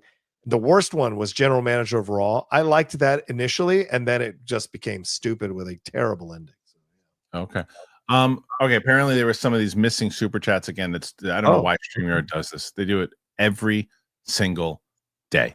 And then Luke, you'll give me an update on what we're actually at then. I don't know why it does this. Nathan Drake said, I love the Sinners discussion on the hot mic, even though it's sad to see so many people attacking Jeff and calling him names. That's the internet. That's just what people do. And Jeff courts it, to be honest. Let's be real. Jeff likes to be combative, likes to poke the bear, and so people are going to react. But, it's the game. And Jeff knows it. Mad Sinister McCall says, Beth Snyder, RFK Jr. confirmed Accountant 3 villain. Mad Sinister McCall says, I never thought I'd see the day where I agreed with Rocha over Jeff. Sinners is so great. I could show that movie to racists and they would enjoy it. It's so good. Maybe. Carlton Rudder, London Calling. Andor season 2 is superb so far. Cerebral, exciting, and very well written. Congratulations, John, to your beloved Liverpool and the Premier. Yeah. There you go. Champions of England. Suck it. Blake Gilbert coming in hot with a $50 super chat. Thank you, man. I'm obsessed with the music in Sinners. I like the blues, but this movie unlocked a hidden appreciation for it and the artist who created it. Every time I am driving, writing, or working out of the gym, I am listening to the soundtrack. Yeah. It's kind of like Oh Brother. Like all these people rediscovered bluegrass music, and now through Oh Brother, and now you've got people discovering blues through Sinners. So I think it's pretty great. It's really solid. Blake follows it up. Says, I saw Sinners on an opening day in IMAX 70mm at Irvine Spectrum. I love this movie. It's an amazing Southern Gothic tale. I love the actors. I love the script, the music, the vibe, everything. For me, it's a perfect movie. It's great. Well, I didn't get a chance to see the hot mic episode, but you guys, how long did you guys go at it for? 30 minutes on Sinners. Wow. Because we went into the controversies to start off with, and then Jeff dropped the bomb within 3 minutes in, where he was like, well, I have to question the response for some of these critics and review. I think these critics of color and white critics are afraid to criticize the movie because it's a black director. That's what he said.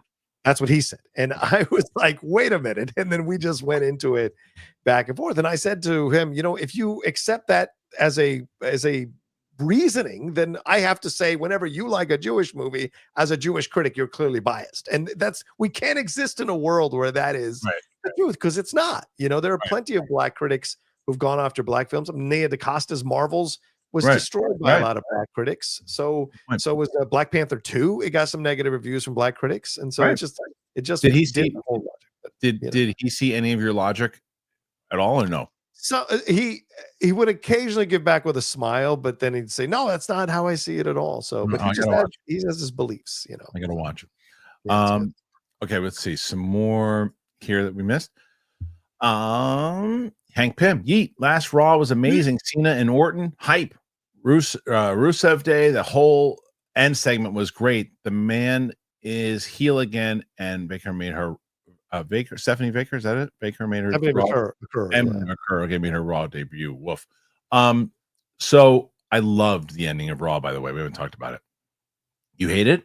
I hated her going heel. What was? Oh, I don't even know what that was. No, I'm talking about that. I'm not talking.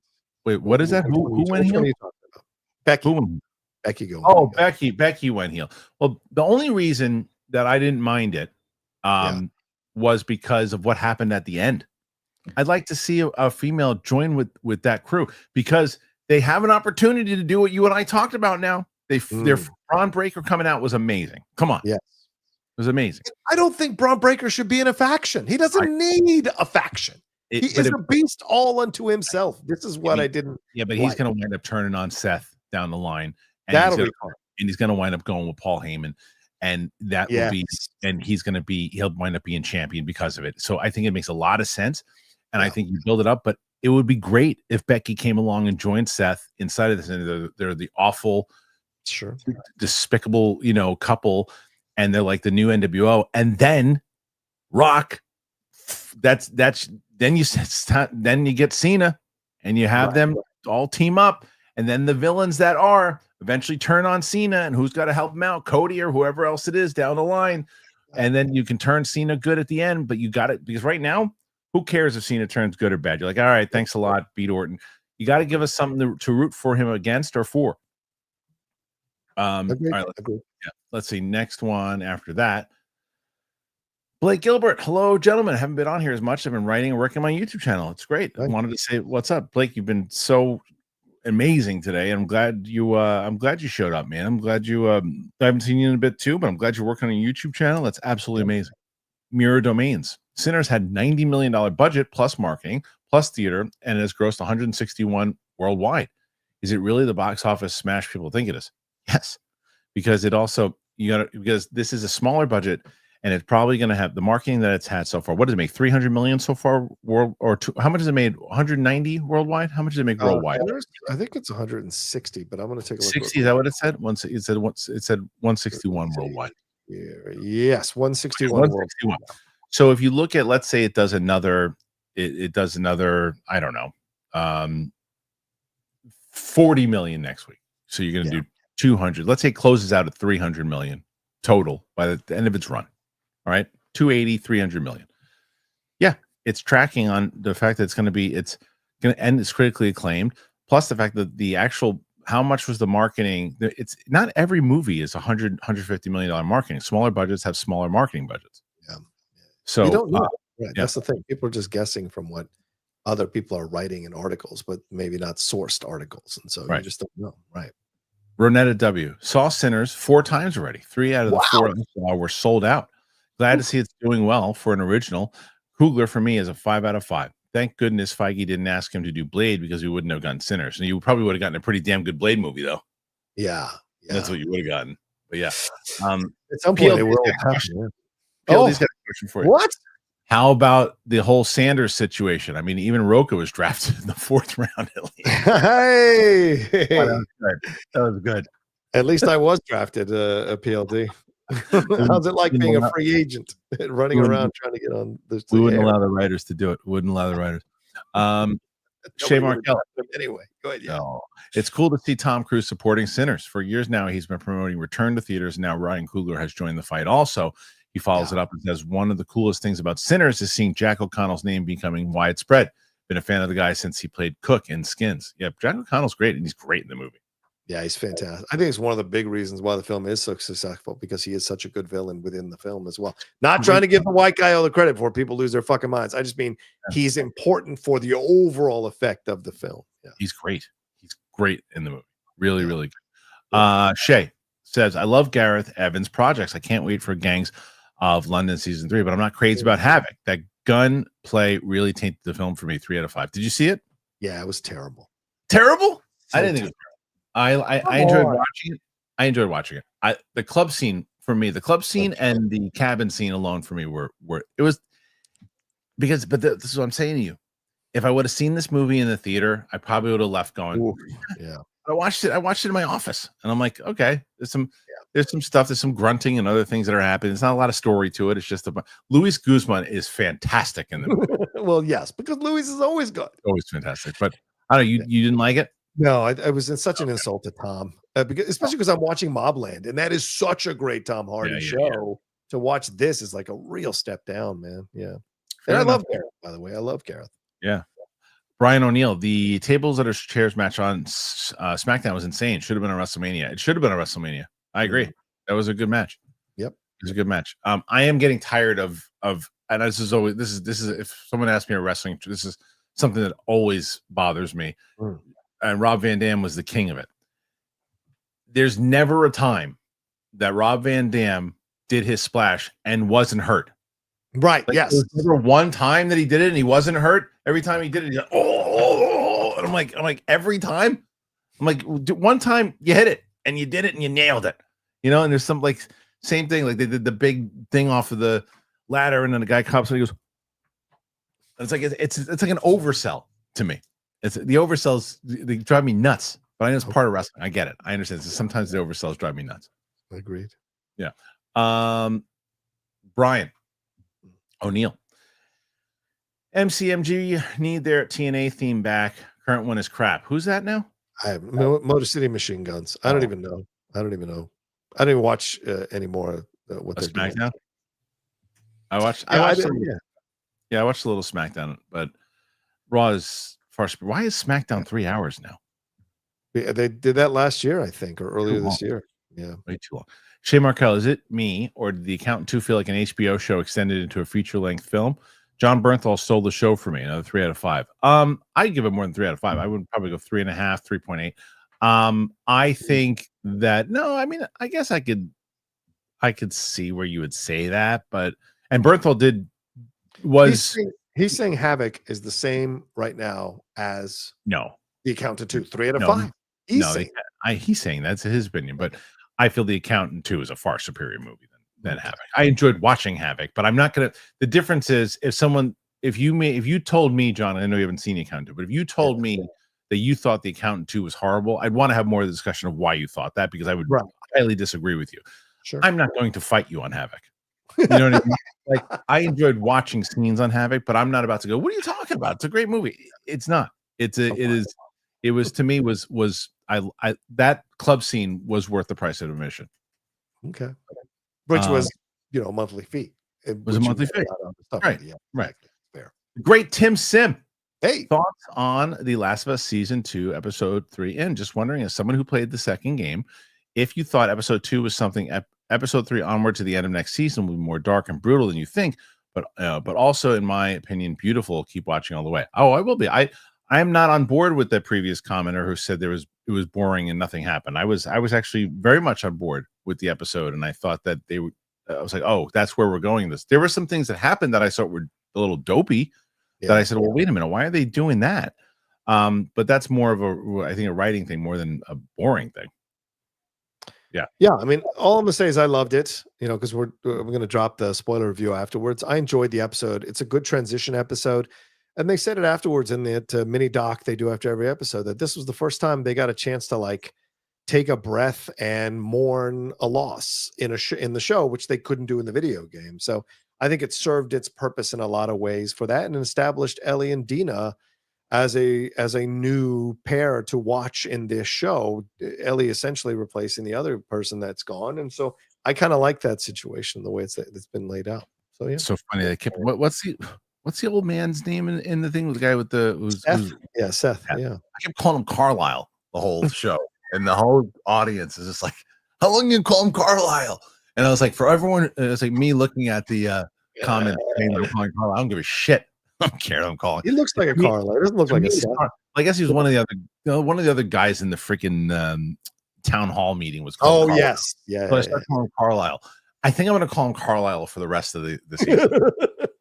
I think no matter what, I'm going to call him Carlisle. Well, I want to highlight this real quick. Derek Johnson asked, where do I sign up to be a member? Do I got to hit something? I feel old. Don't feel old. There's a member button like that is, you can sign up to it. Is also in the link in the description, Derek. You can sign up. But Derek, I actually had a question for you. I think, and I didn't know how to get in touch with Derek. So if you have you can get the email if you send something, because I have a question for Derek. Nathan Drake, enjoying Andor, but what's up with those rebel actors on Yavin? The farts, the absolute farts. They're the worst. Well, the acting was pretty bad. I agree. They belonged in a different show. I agree. They belong in what was it? The Boba Fett series. They were Mandalorian season 3. They were terrible, and they almost ruined the show for me. Like Andor's arc in episode 1 and 2 is the worst thing happening in those episodes, and then once he leaves Yavin, it never. I don't have any other complaints about the show, but it was horrible. Those actors, horrible. I mean, I disagree, but I understand. Oh my god, really? You like that? You like that whole thing? It's because it's supposed to show you that Andor has grown up, that he's more mature. He can handle situations now. He doesn't fall into that trap of feeling. I'm not telling you that I had a problem with the storyline. Well, you just said you thought it was the worst storyline of the because of the what happened with the acting and the complaining and that. So let me rephrase that. I did have a problem with the storyline. I had a problem with the execution of the storyline, I should say. Okay. The actual idea, what you just said, as far as what they're trying to show, of Yeah. course, very important. Yeah. Just the arguing between the two of them, and it just like they felt like you said beforehand, they felt like they were in a different show. You said that. I didn't. I think they. No, you were talking about something else before. Yeah.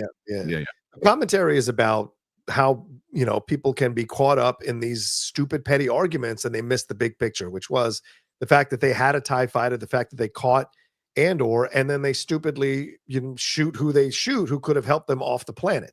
And so it's those kinds of things and he's highlighting what the rebellion was an utter mess when it was starting out, and it had to be put together step by step, piece by piece, and that's what's going to be shown throughout the next the whole season. So that sequence to me actually does work, and the bad acting is on purpose because those people are idiots. So they're going to act bad, they're going to act stupid, they're going to make mistakes, and they're going to do dumb things. And so it's just to show you that sometimes when you're rebelling against something, getting caught up in petty arguments will make you lose the big picture. And so I think he was making a commentary with that. So it worked for me. I get it. I respect it didn't work for him. You know what? It's just like so many other characters that that made an impact on me, and none of them made an impact on me. I wanted them all to blast each other to smithereens.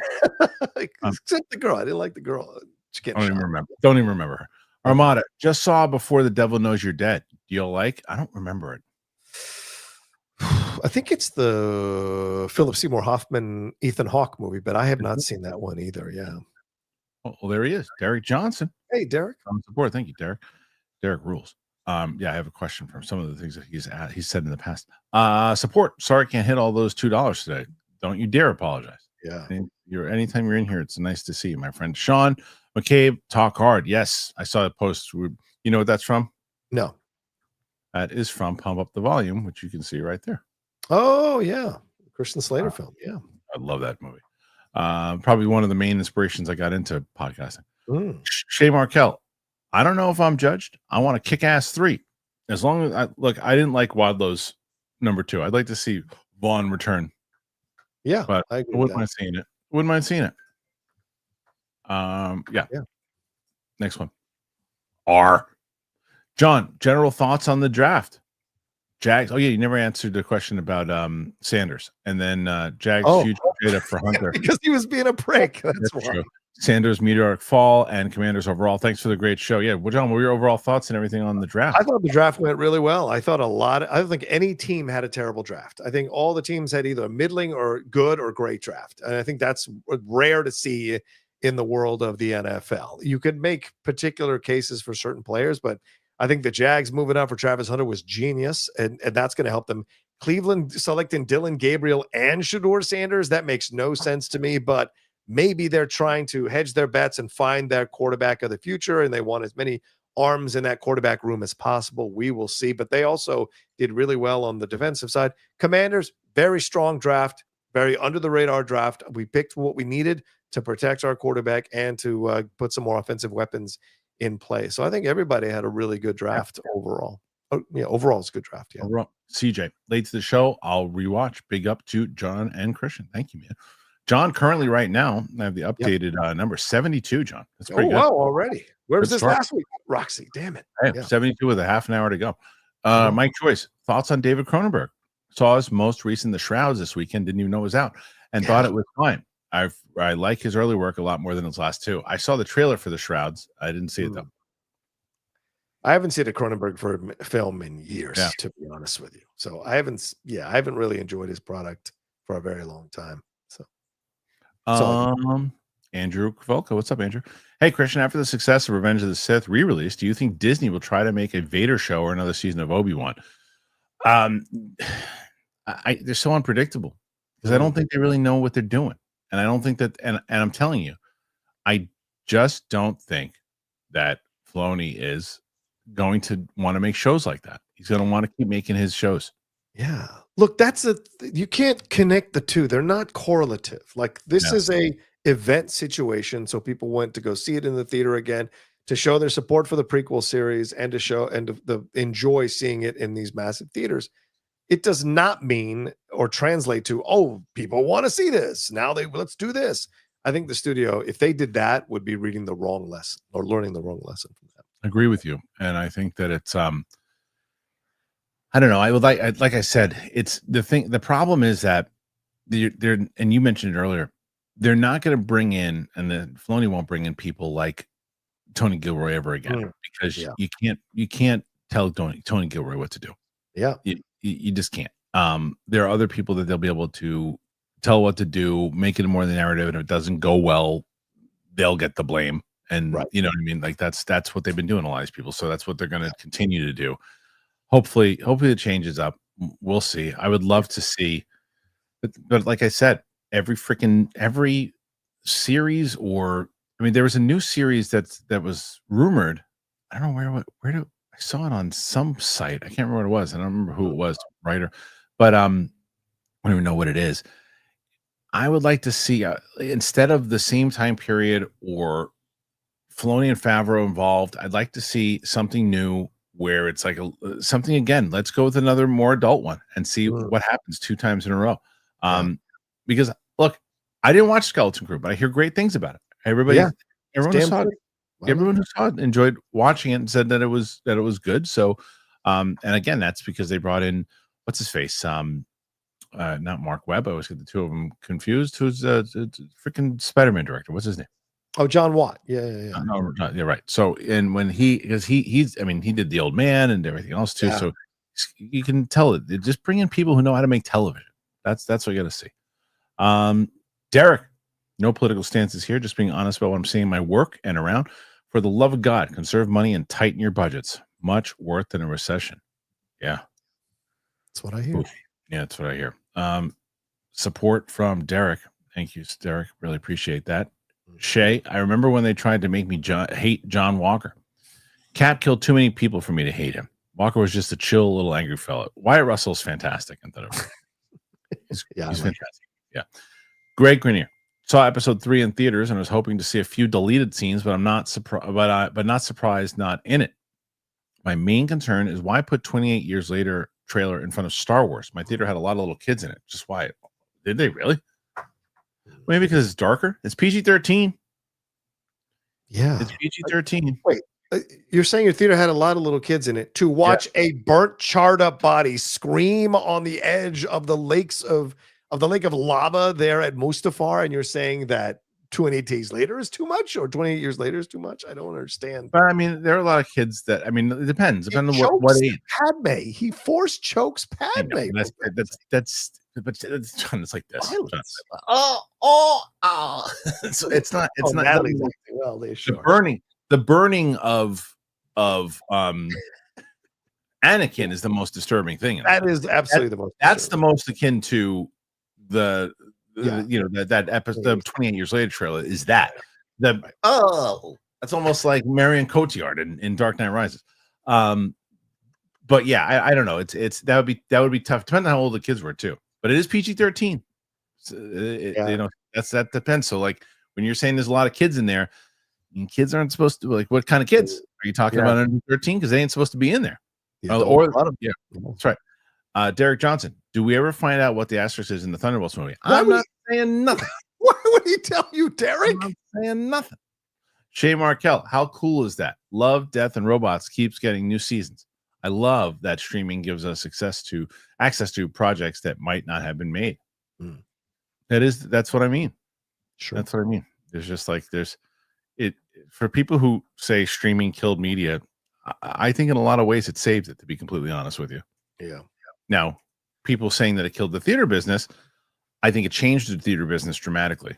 But there's a lot of people who say that streaming is the worst thing that ever happened to it. I happen to disagree. They're like, you don't even understand the amount of eyes that people get on their smaller movies today is 15 times what they would have gotten when they had little theater runs.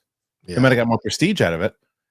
But Derek, you're probably doing a complete reset of the world, something like DC's Infinite Crisis, where they combine everything into one world. But we got X-Men, Fantastic Four, Avengers. No, Blade got canceled or put on hold.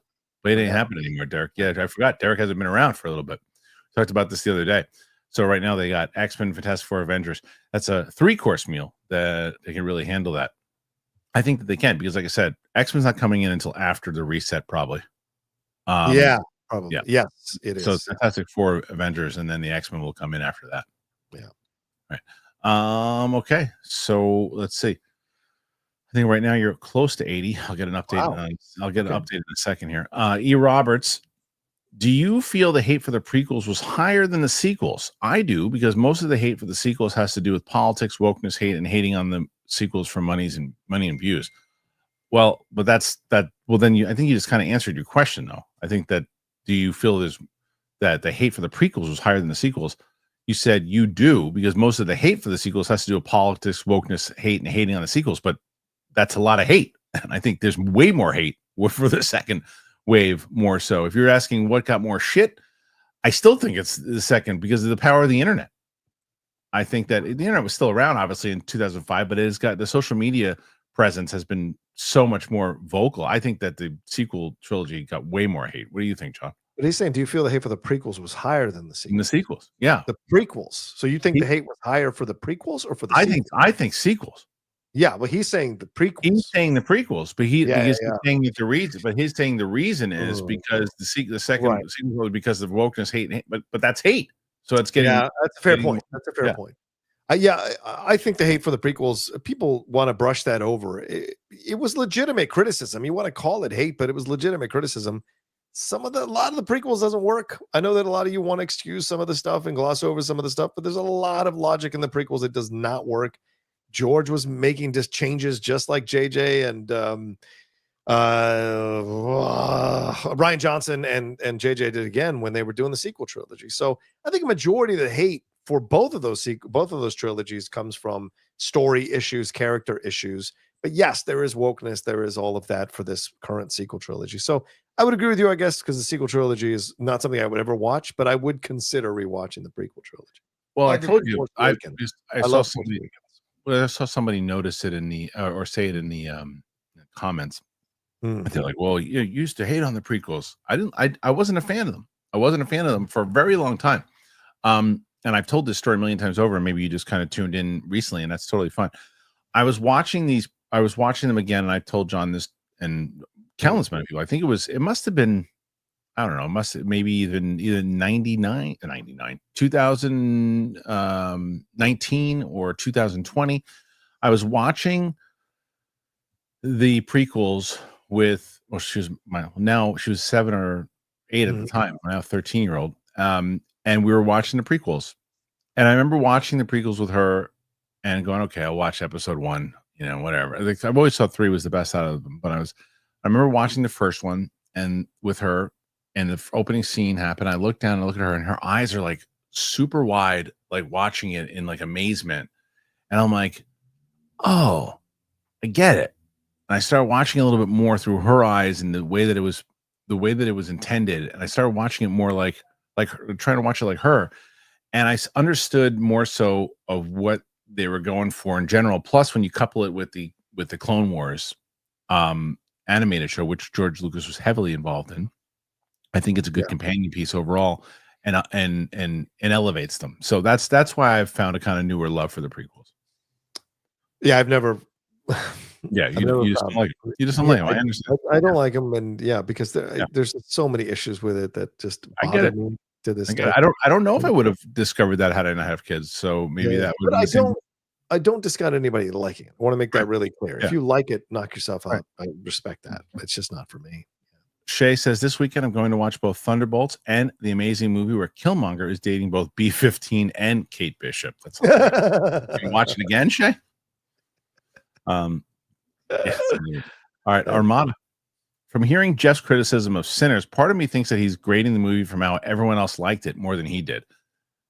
Yeah, he gets that way sometimes, though, doesn't he? Well, I called him out on it. I said, you read a lot of critics who didn't like the movie, who you respect, and you thought, well, that's what the movie's because he claimed that a lot of people like the movie were going in either to already give Rian Johnson a pass or had already made up their minds to like the movie. Mm-hmm. And I was like, well, you were just as biased in the other direction. I think you can see that. And he was like, no, that's not true. And I was like, oh, so I was nervous too. When I walked in the movie, I was like, I feel like I've seen the movie already. Yeah. Trailer. I was like, oh man. I'm like, I hope this is good. And I didn't give a shit that I saw the trailer afterwards. Yeah. Absolutely. Right. Didn't even ruin anything. Yeah, I agree. No. Absolutely loved it. Okay. Armada. Also, if the Chosen TV show can put out episode chunks in a theater, why can't Andor put out sums of 3 episodes in a theater? I don't think it's made for theater. I think it's made for television. I mean, there's a argument to be made because I mean, Doctor Who puts out their stuff sometimes in the theaters, like the Christmas specials and what have you. So I would argue you could, but it would be like a Fathom event, like one night. It wouldn't be something that they would have consistently in the theaters for like weeks or whatever. So you could do a one night thing. I think wouldn't be out of the realm of possibility. Sure. Armada. Why isn't Ralph Macchio in more movies and TV shows? I think he's got a show. He's got a limit of what he. What'd you say? Yeah, he's a good actor who's selective. Yeah. Like he knows his limits, like you just said. Yeah. He's like 60 something years old though, too. You know, it's like true. Yeah. So it's he's still it's God bless him when he's trying to do the karate and stuff, but you can tell he's a 60-year-old man, doing what he's doing. I'm looking forward to the new one. I want to see what they do with that movie. Yeah. Shay, apparently the working title for Sinners was Operation Grilled Cheese. Coogler likened it to making a quick meal that's also really enjoyable. Is that true? No, I don't know what that means. That can't be true. Such a you never know with Shay. Yeah. But it'd be amazing. Cool Cash CG.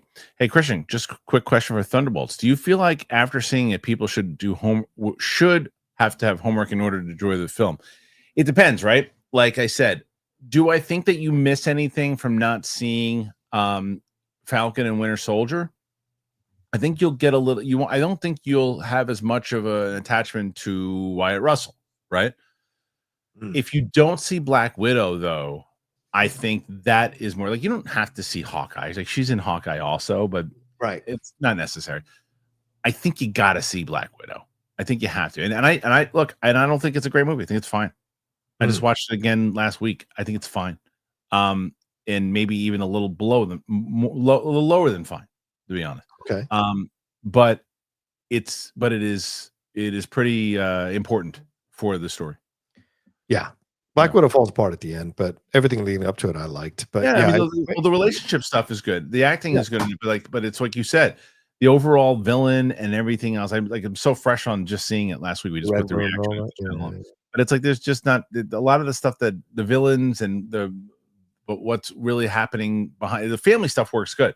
Yeah, like that's the stuff that works. But what they're all doing in the Red Room and all that shit. Mr. I crap and shits. Hello. Love how you guys went with my suggestion of Steph getting snapped. Loved Winston's laugh on Friday with it. Hope you have a great weekend. Do you know what we're talking about here, Rocha? Not at all. Not at all. Are you sure? Should have gone for the head. Mistake. Just use the woman. And then you say, how did that just happen?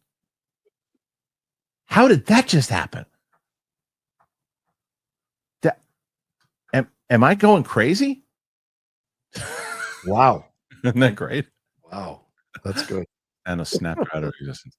Okay, let's see. Crap and shits. Thank you. And I'm glad you had the suggestion because now it's a bit on the show. Hey. All right, Nathan Drake. Is Gilroy a fan of the Jedi Force side of Star Wars? I don't think he's a fan of Star Wars in general. I think he's just a fan of telling good stories. So I think if it works, it works. Yeah. Do you agree with that, John? Yes, I would agree with that. I think if here's what I would say. I would clarify it like this.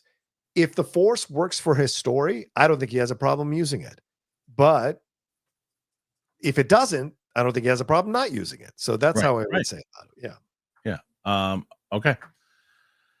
Next one. Andy Kumar. Whatever happened to Bobby Finstock? He's on a golf course somewhere. Yeah, or a film set. Hand out walkie-talkies. Probably both. Probably supposed to be on the set doing, and then right afterwards going to the golf course. Yes. Yeah. 100%. Derek Johnson saying something controversial. GOT is big ton of trash. You're telling me all that West Virginia reproducing, you can get runway model princes and princesses? They all look like trolls. Trash. There, I said it. Do you understand what's going on here? I don't know what GOT is. Saying something controversial. GOT is a big ton of trash. Game of Thrones? You're telling me Game of Thrones? Oh, he's saying saying something controversial. Game of Thrones is a big ton of trash. You're telling me that all of Westeros reproducing and you get runway. That's okay. He said West Virginia. I think he's probably voice texting. Okay. Because Westeros, not West Virginia. Okay, I got it. Saying something controversial here. Game of Thrones is a big ton of trash. You're telling me that all of Westeros reproducing it, and you get runway model princes and princesses, they all look like trolls. Trash. There, I said it. Well, there are a lot. I mean, look at Joffrey. I mean, he's not that easy, but he's and there are a lot of people that marry into those families from other families, so it's not inbreeding the whole time. So no, just 87 right now. Hey, thank you, guys. 87 for Rocha. Julius Wyatt. John, Dan said in his stream yesterday that he would do Cinephiles. I don't know what movie you guys would do, but I hope that happens. I love the show. I did not see that. That sounds great. You know, it's always a commitment now. Our show is 2 hours each episode, and we sometimes take 3 parts to finish a movie. So it would be nice to have Dan committed to it. I'd love to have Dan on the show. Great. Derek also follows it up. I watched the debate, John. I got to tell Jeff, Jason Whitlock is the worst name check to gauge how the overall Black community is receiving anything. I love the show, but that one even had my head shaking. Yeah, I know. I shot him down on that one too. Jason Whitlock is not someone you want to reference when it comes to movie opinions. Salem King. Or Salem King. Pay extra on IMAX for Thunderbolts or the movie theater nachos. I always say IMAX, especially because I'm trying to eat better. Though the nachos will make my body pay in a different way. Yeah, I'm telling you, I always, if you can see anything in IMAX, you go to IMAX. Always. Yes, agreed. Yeah. Sinners saw in IMAX. Oh, did I? Or is it the sound? I did. I remember. Maybe it was IMAX. GoPal. Support. No questions come to mind yet. GoPal, you rule. Thank you so much. Always glad to see you, my man. All right, Cupcake Bliss. As someone who played the games, I didn't like the changes that was made in yesterday's episode. I hope Tommy gets angry. I have to see. I don't know what the changes were. I'm curious what the changes were. I have to talk to somebody who played the game. Yeah. Okay. Next one here, and that is Dat Boy 22. Andor season 2 after season 3. After 3 episodes. Oh wait, Andor season 2 after 3 episodes, or The Last of Us season 2 after 3 episodes. I would say Andor. After those 3 episodes, I would say Andor. I think episode 2 of Last of Us is the one that you talk about for everything. Does that mean it's a better? And it's hard for me. That's fair. But it's also hard for me to judge because I've seen all of Andor. So I'm thinking in my head, I'm going, but I know where this goes. Right. So, but the first 3, I mean, I didn't love, like I said, I didn't love the stuff that happened on Yavin, but I loved the end of that arc. Loved it. So, I'd have to say maybe Andor. Yeah, because I mean, the first episode I thought was a little, I would say I'd say Andor. Andor, but not by much. But that changes. I mean, I remember at one point I remember saying, and it changed, but I remember saying episode 4 was my favorite episode of Andor. I'm pretty sure. Motorola, a coworker of mine, was one screening later, missing Hayden and Jackson coming out to the El Cap last night. Oh, poor guy. That sucks. That must have been fun. E. Roberts. Thunderbolts will make more than Fantastic Four. No way. Eric Roberts. E. Roberts. Do me, first of all, it's Eric. I want to meet your sister. 2, if it's not, E. Roberts, I will tell you this. There is no world where Fantastic Four will make less than money than Thunderbolts. I will, wherever you meet, or you want to send, you send DoorDash to me, I'll send DoorDash to you. Whatever it is, there is no world that Thunderbolts makes more money than Fantastic Four. Anyway. Hey, man, Thunderbolts is going to make more than Fantastic Four, man. That's right. Imagine if Eric Roberts was sitting by, like, getting pissed off about the fact that we said that. That's my runaway. Because it's not getting the woke attack as much as Fantastic Four. Like Barbie's success, that is what counts. No, it's not what counts. It's a matter of you guys. I'm telling you, this is where I realize that everybody lives in this bubble. Yeah. If you're following this bubble of entertainment, then you're consumed by what people are. Oh, well, wait a minute. They're saying this and they're saying this, so this must mean that. It means jack shit in the general audience. It means jack shit. It does. Fantastic Four is a more recognizable brand. E. Roberts. I will. There's. John, would you touch this bet with me? I'd be on your side though. Yeah, I would be. I would, if this was you, do you know what I would tell you right now? If you made this bet with me, I will bet you $1,000 right now. I will put up $1,000 with no hesitation that there's no world that Thunderbolts makes more money than Fantastic Four. No way. Yeah. It doesn't seem like it. I got to see it tonight, but it doesn't seem like it would be. No way. It's also coming out May 2nd as opposed to the height of summer when everybody's off from school. It's true. Good point.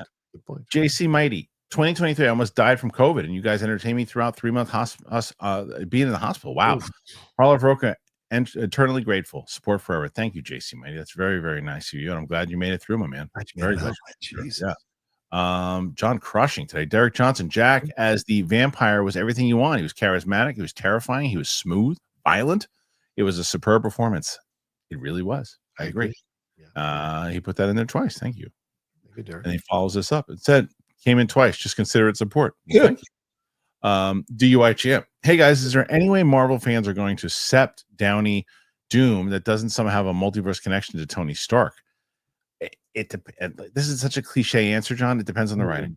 Yeah, 100% depends on the writing and the execution. How are you going to make it work? Because a lot of people have their eyes raised and their arms folded. How are you going to make it work that seems exciting and interesting? Right.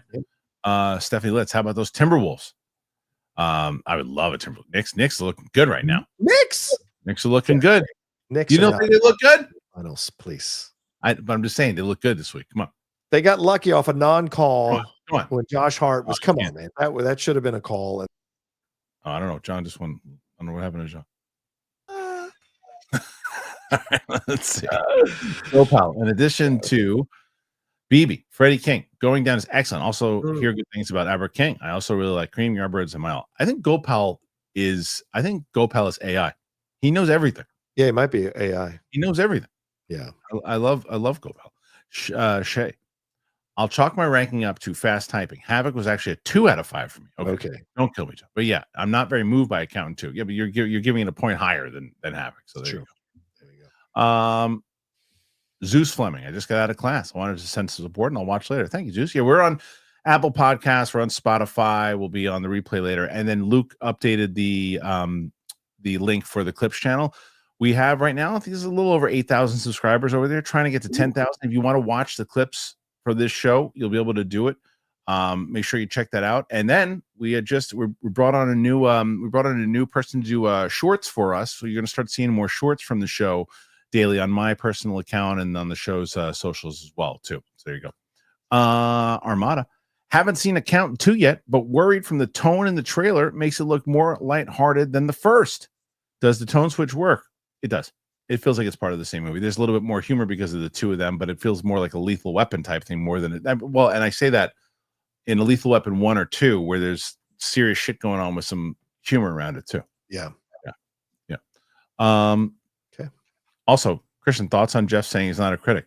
No, I have no problem with. I don't consider myself a critic. I consider myself someone who reviews, but I consider myself someone who reviews movies. I think there's a significant difference. I think both trying to play this outsider bull crap, and I'm not letting either one of you get away with it. I think there's reviewers. I'm not saying outsider. I'm very aware that I'm part of the critics' screenings and things of that nature. Yeah. But I think there's a definition of what a critic is. I think Alonso Duralde is a professional movie critic. I think William Bibbiani is a critic. I don't think that I am a critic. I don't think Jeff Snyder is. I think I don't care if either of you think you're not critics. You're both critics. Jeff gets so much traction on his website for his reviews. You get so many views on your reviews. That's a critic. You have multiple people watching your stuff. So by the age-old conversation that everybody's a critic, that you would agree with that? No, because not everybody can get hundreds of thousands of views. No, that's not the whole. It matters. That's the metric. That's the metric. Of course it is. Why do you think so by that? Okay, wait a minute. So let's say William Bibbiani writes a very detailed article and no one reads it. Like 6 people read it. No, if William Bibbiani constantly wrote detailed articles and no one read it, he's not a critic. That's the thing. He can write criticism. It doesn't even if it's for let's say that he goes and he's hired from the Wrap, right? He's already a critic at the Wrap, though. I know he is, but I'm saying let's say they hired him, but let's say that they hired him for a year. But if you saw his metrics, 7 people per article were reading that. No one was reading his articles. He's not a critic, but he was already a critic. It's different. If you pluck William Bibbiani off the street. This argument is flawed. Yeah, no, your logic is flawed. No sense. Flawed. You guys want to keep your outsider crap. That's nonsense. You're critics. Flawed. Zach Roberts, Kristian, happy Monday. Can I get a mustard? Hell yeah, you can get a mustard. Because it's the original mustard, the OG mustard. Mustard. Hell yeah. That's exactly right. Okay. Next one here. The Real Red. Can you explain the deal Coogler got compared to a normal one? I didn't really understand all that what was going on. Did you see that big article? Yeah, it's just the rights to Sinners revert back to him in 25 years, and maybe 4 or 5 directors have ever gotten a deal for a movie like that. They haven't like universally got it. Quentin Tarantino, one of the first people to have a deal like that, because he had a deal like that for Weinstein. So when he moved over to another studio, they had to give him that same deal. But yeah, that's the situation. And he got a deal where he's getting paid before the film gets a profit. So that's a part of it as well. Not all directors get to attach. Yeah, exactly. I don't think there's anything I am wrong. just like him. How much taller is Kristian and Rocha? What are you? How tall are you? I'm 5'10". Okay, so I'm 6 feet. So not by that much. Yeah. Yeah. GoPal. Also, Leadbelly, Robert Johnson, Sunhouse. Look at that. Look at GoPal. Throwing out a lot of good names here. Derek Johnson became a new member. Hey, good job, Hey, Derek. Hell yeah. Good. You got to be part of the live chats that we do. We're doing the live stream tomorrow, Derek. Nice. Nathan Stone. Have you guys heard anything about Killer Clowns? Is that the one that the Ryan Gosling one that he's producing? Yeah, that's all I've heard is Ryan is doing it. We just heard that he's producing it.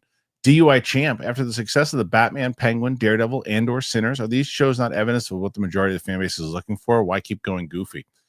I think that there is some call for some goofy because you could make the argument of look at Deadpool and Wolverine, which made 1.2 and 1.2, and there's a lot of goofy shit going on in that movie, right? So there is a call for both, but I think that going away from some of the serious stuff because people don't want serious. I really think that we do. There's a lot of goofy in Daredevil, and his name is Gandolfini. And I hated that character. I didn't mind him being that goofy. I go to the wall for you. Good kick me. Anything you want. Love him. Droopy McCool. Dude, we were going to see Star Wars Revenge of the Sith with a lady, and I wanted to see Sinners again. So effing good. Yeah. I mean, if you're watching it again, that says something. There's a lot of repeat viewing for sure. Yeah. Jake, honestly, I love the Ahsoka show. Fair enough. I'm very invested in Balin's character and Thrawn. Yes, there are moments of silly logic, but overall, it had me excited. That's one of those shows that when I watched it the first time, I was like, okay, yeah, it's fine. And then the more I thought about it and went back and watched a little bit, I said, the writing is pretty terrible. Yeah. The writing's terrible. Droopy McCool, Anakin kills kids. Great point. Yeah, I know. So why are you worried about 20 years later when you've got Anakin killing kids and being burnt to death? Droopy McCool. The prequels suck. I love them, but come on. Oh, come on, Droopy. George shouldn't have directed them. I don't disagree with that. So many boring static shots, especially in Revenge of the Sith. Phantom Menace looks beautiful, but it's a tough watch.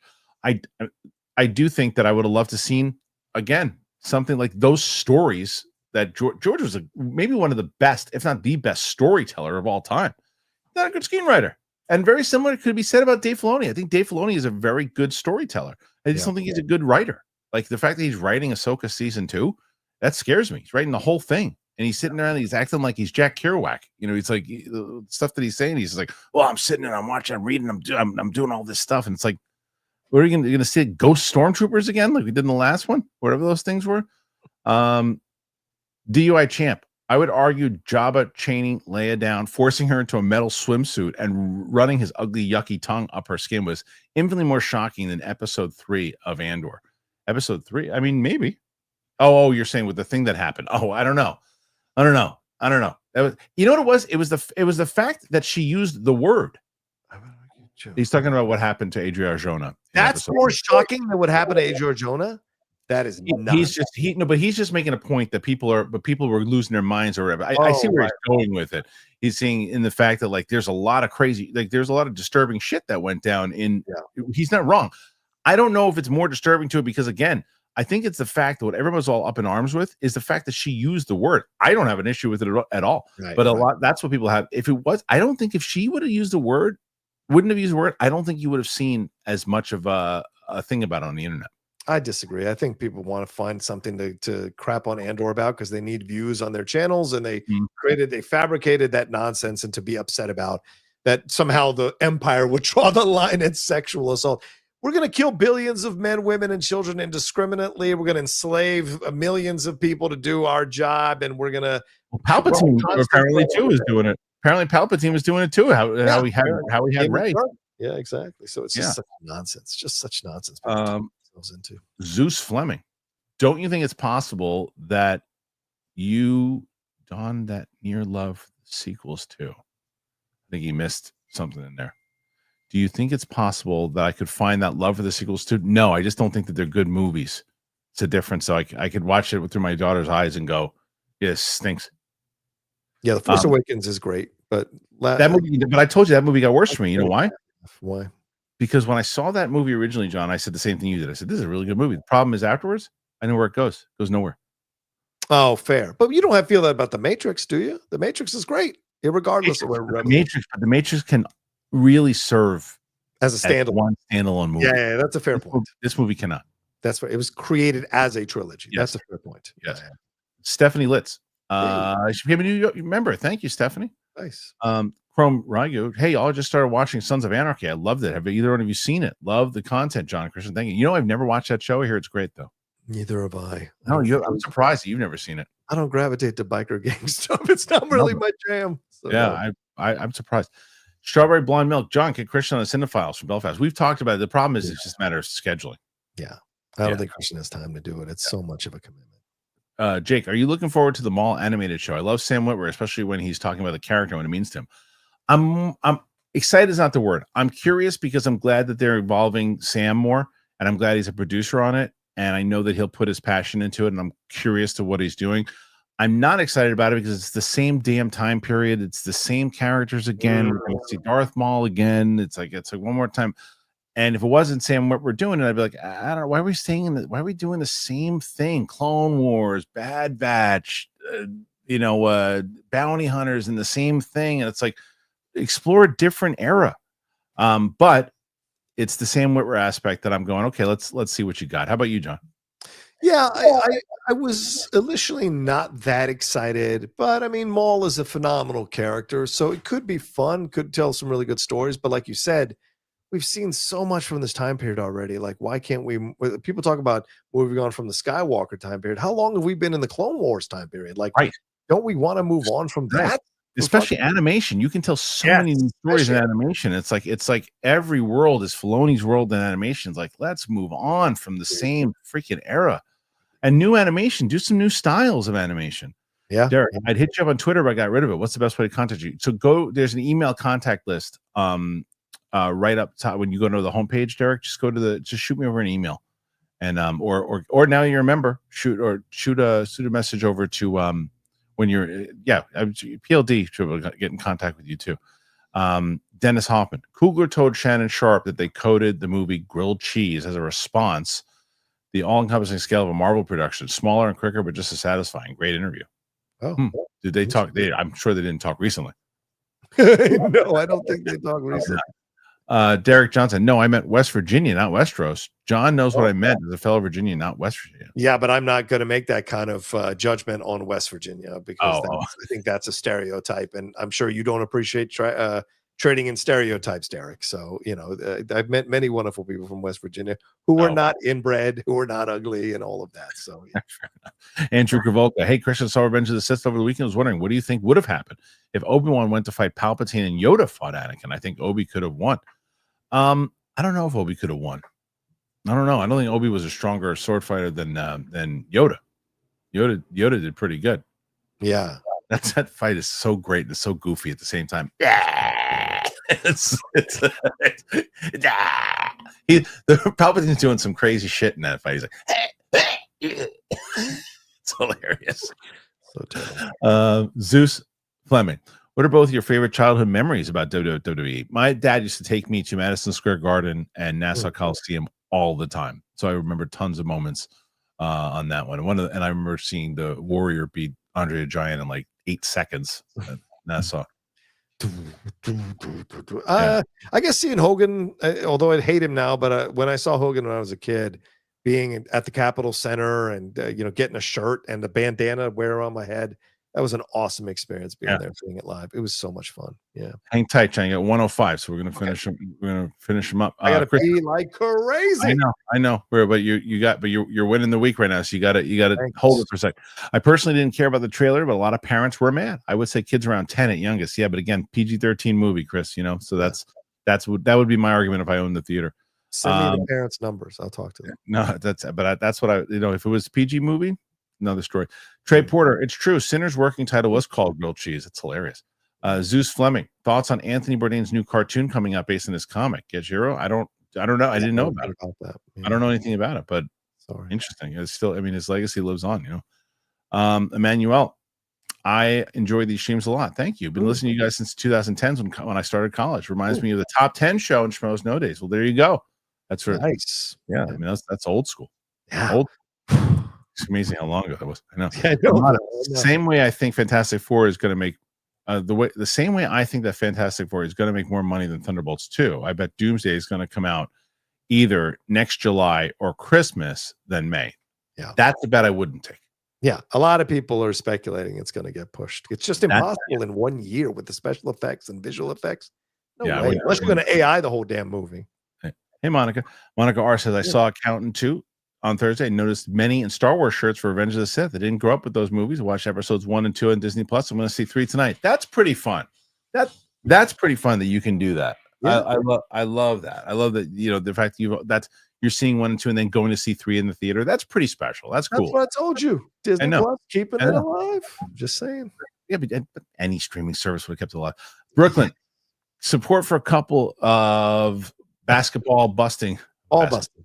I know, but I said basketball busting because it's a basketball. East Coast guys. Thank you, Brooklyn. Appreciate it. What's with the sweat? What is that? I don't know what that is. I don't know. E. Roberts. Yes, I will take that. How about $100? Sure, but you're going to pay me. Are you going to disappear into the wind? He should. You know what? You guys should set it. He should pay you the $100 now. Send you the money, and then if you win, you send him the money back because you're the more trustworthy. I'll tell you what. Do that, Eric. Put $100 in there right now, and I'll give it back to you. And then I'll give it back to you, and then give you an extra 100. If you win. There you go. Steph DiGostini. Hell yeah.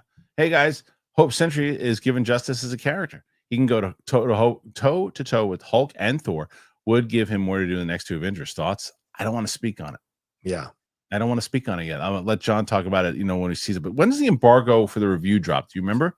Good question. You want to look that up? Why don't you look that up? Is there more questions? Yeah, there's a couple more. Sorry. Motorola. I have got a return. I've got a returning Ilya Dragunov or Bronson Reed for Heyman's stable at some point. Okay. You Bronson Reed. Bronson Reed or Ilya Dragunov? Ilya Dragunov would make sense. Him and Braun Breaker on the same crew is scary. Okay. I don't know about Bronson though. Bronson's too injured. You don't think Becky? I don't know. Maybe. Yeah. They didn't bring any of the women into the bloodline, Naomi or Nia Jax, so I don't know why they'd bring her. Jake, Mon Mothma. I'm not sure what you're saying, Luthen. How nice for you. I don't think why, but that might be my favorite line. It was a pretty great line. A lot of people are citing that line. Gopal. I think he's talking about all the Targaryen inbreeding leading to Amelia Clark with the West Virginia. He clarified it earlier. Yeah, but yes. Okay, let's see. Almost done here, John. We got Sean McCabe. Hey, Rocha, I'm keeping the beard unless you fly out here to Queens and pick up the razor. We can film it at Christian's. You want to shave his face? Good. It's real great.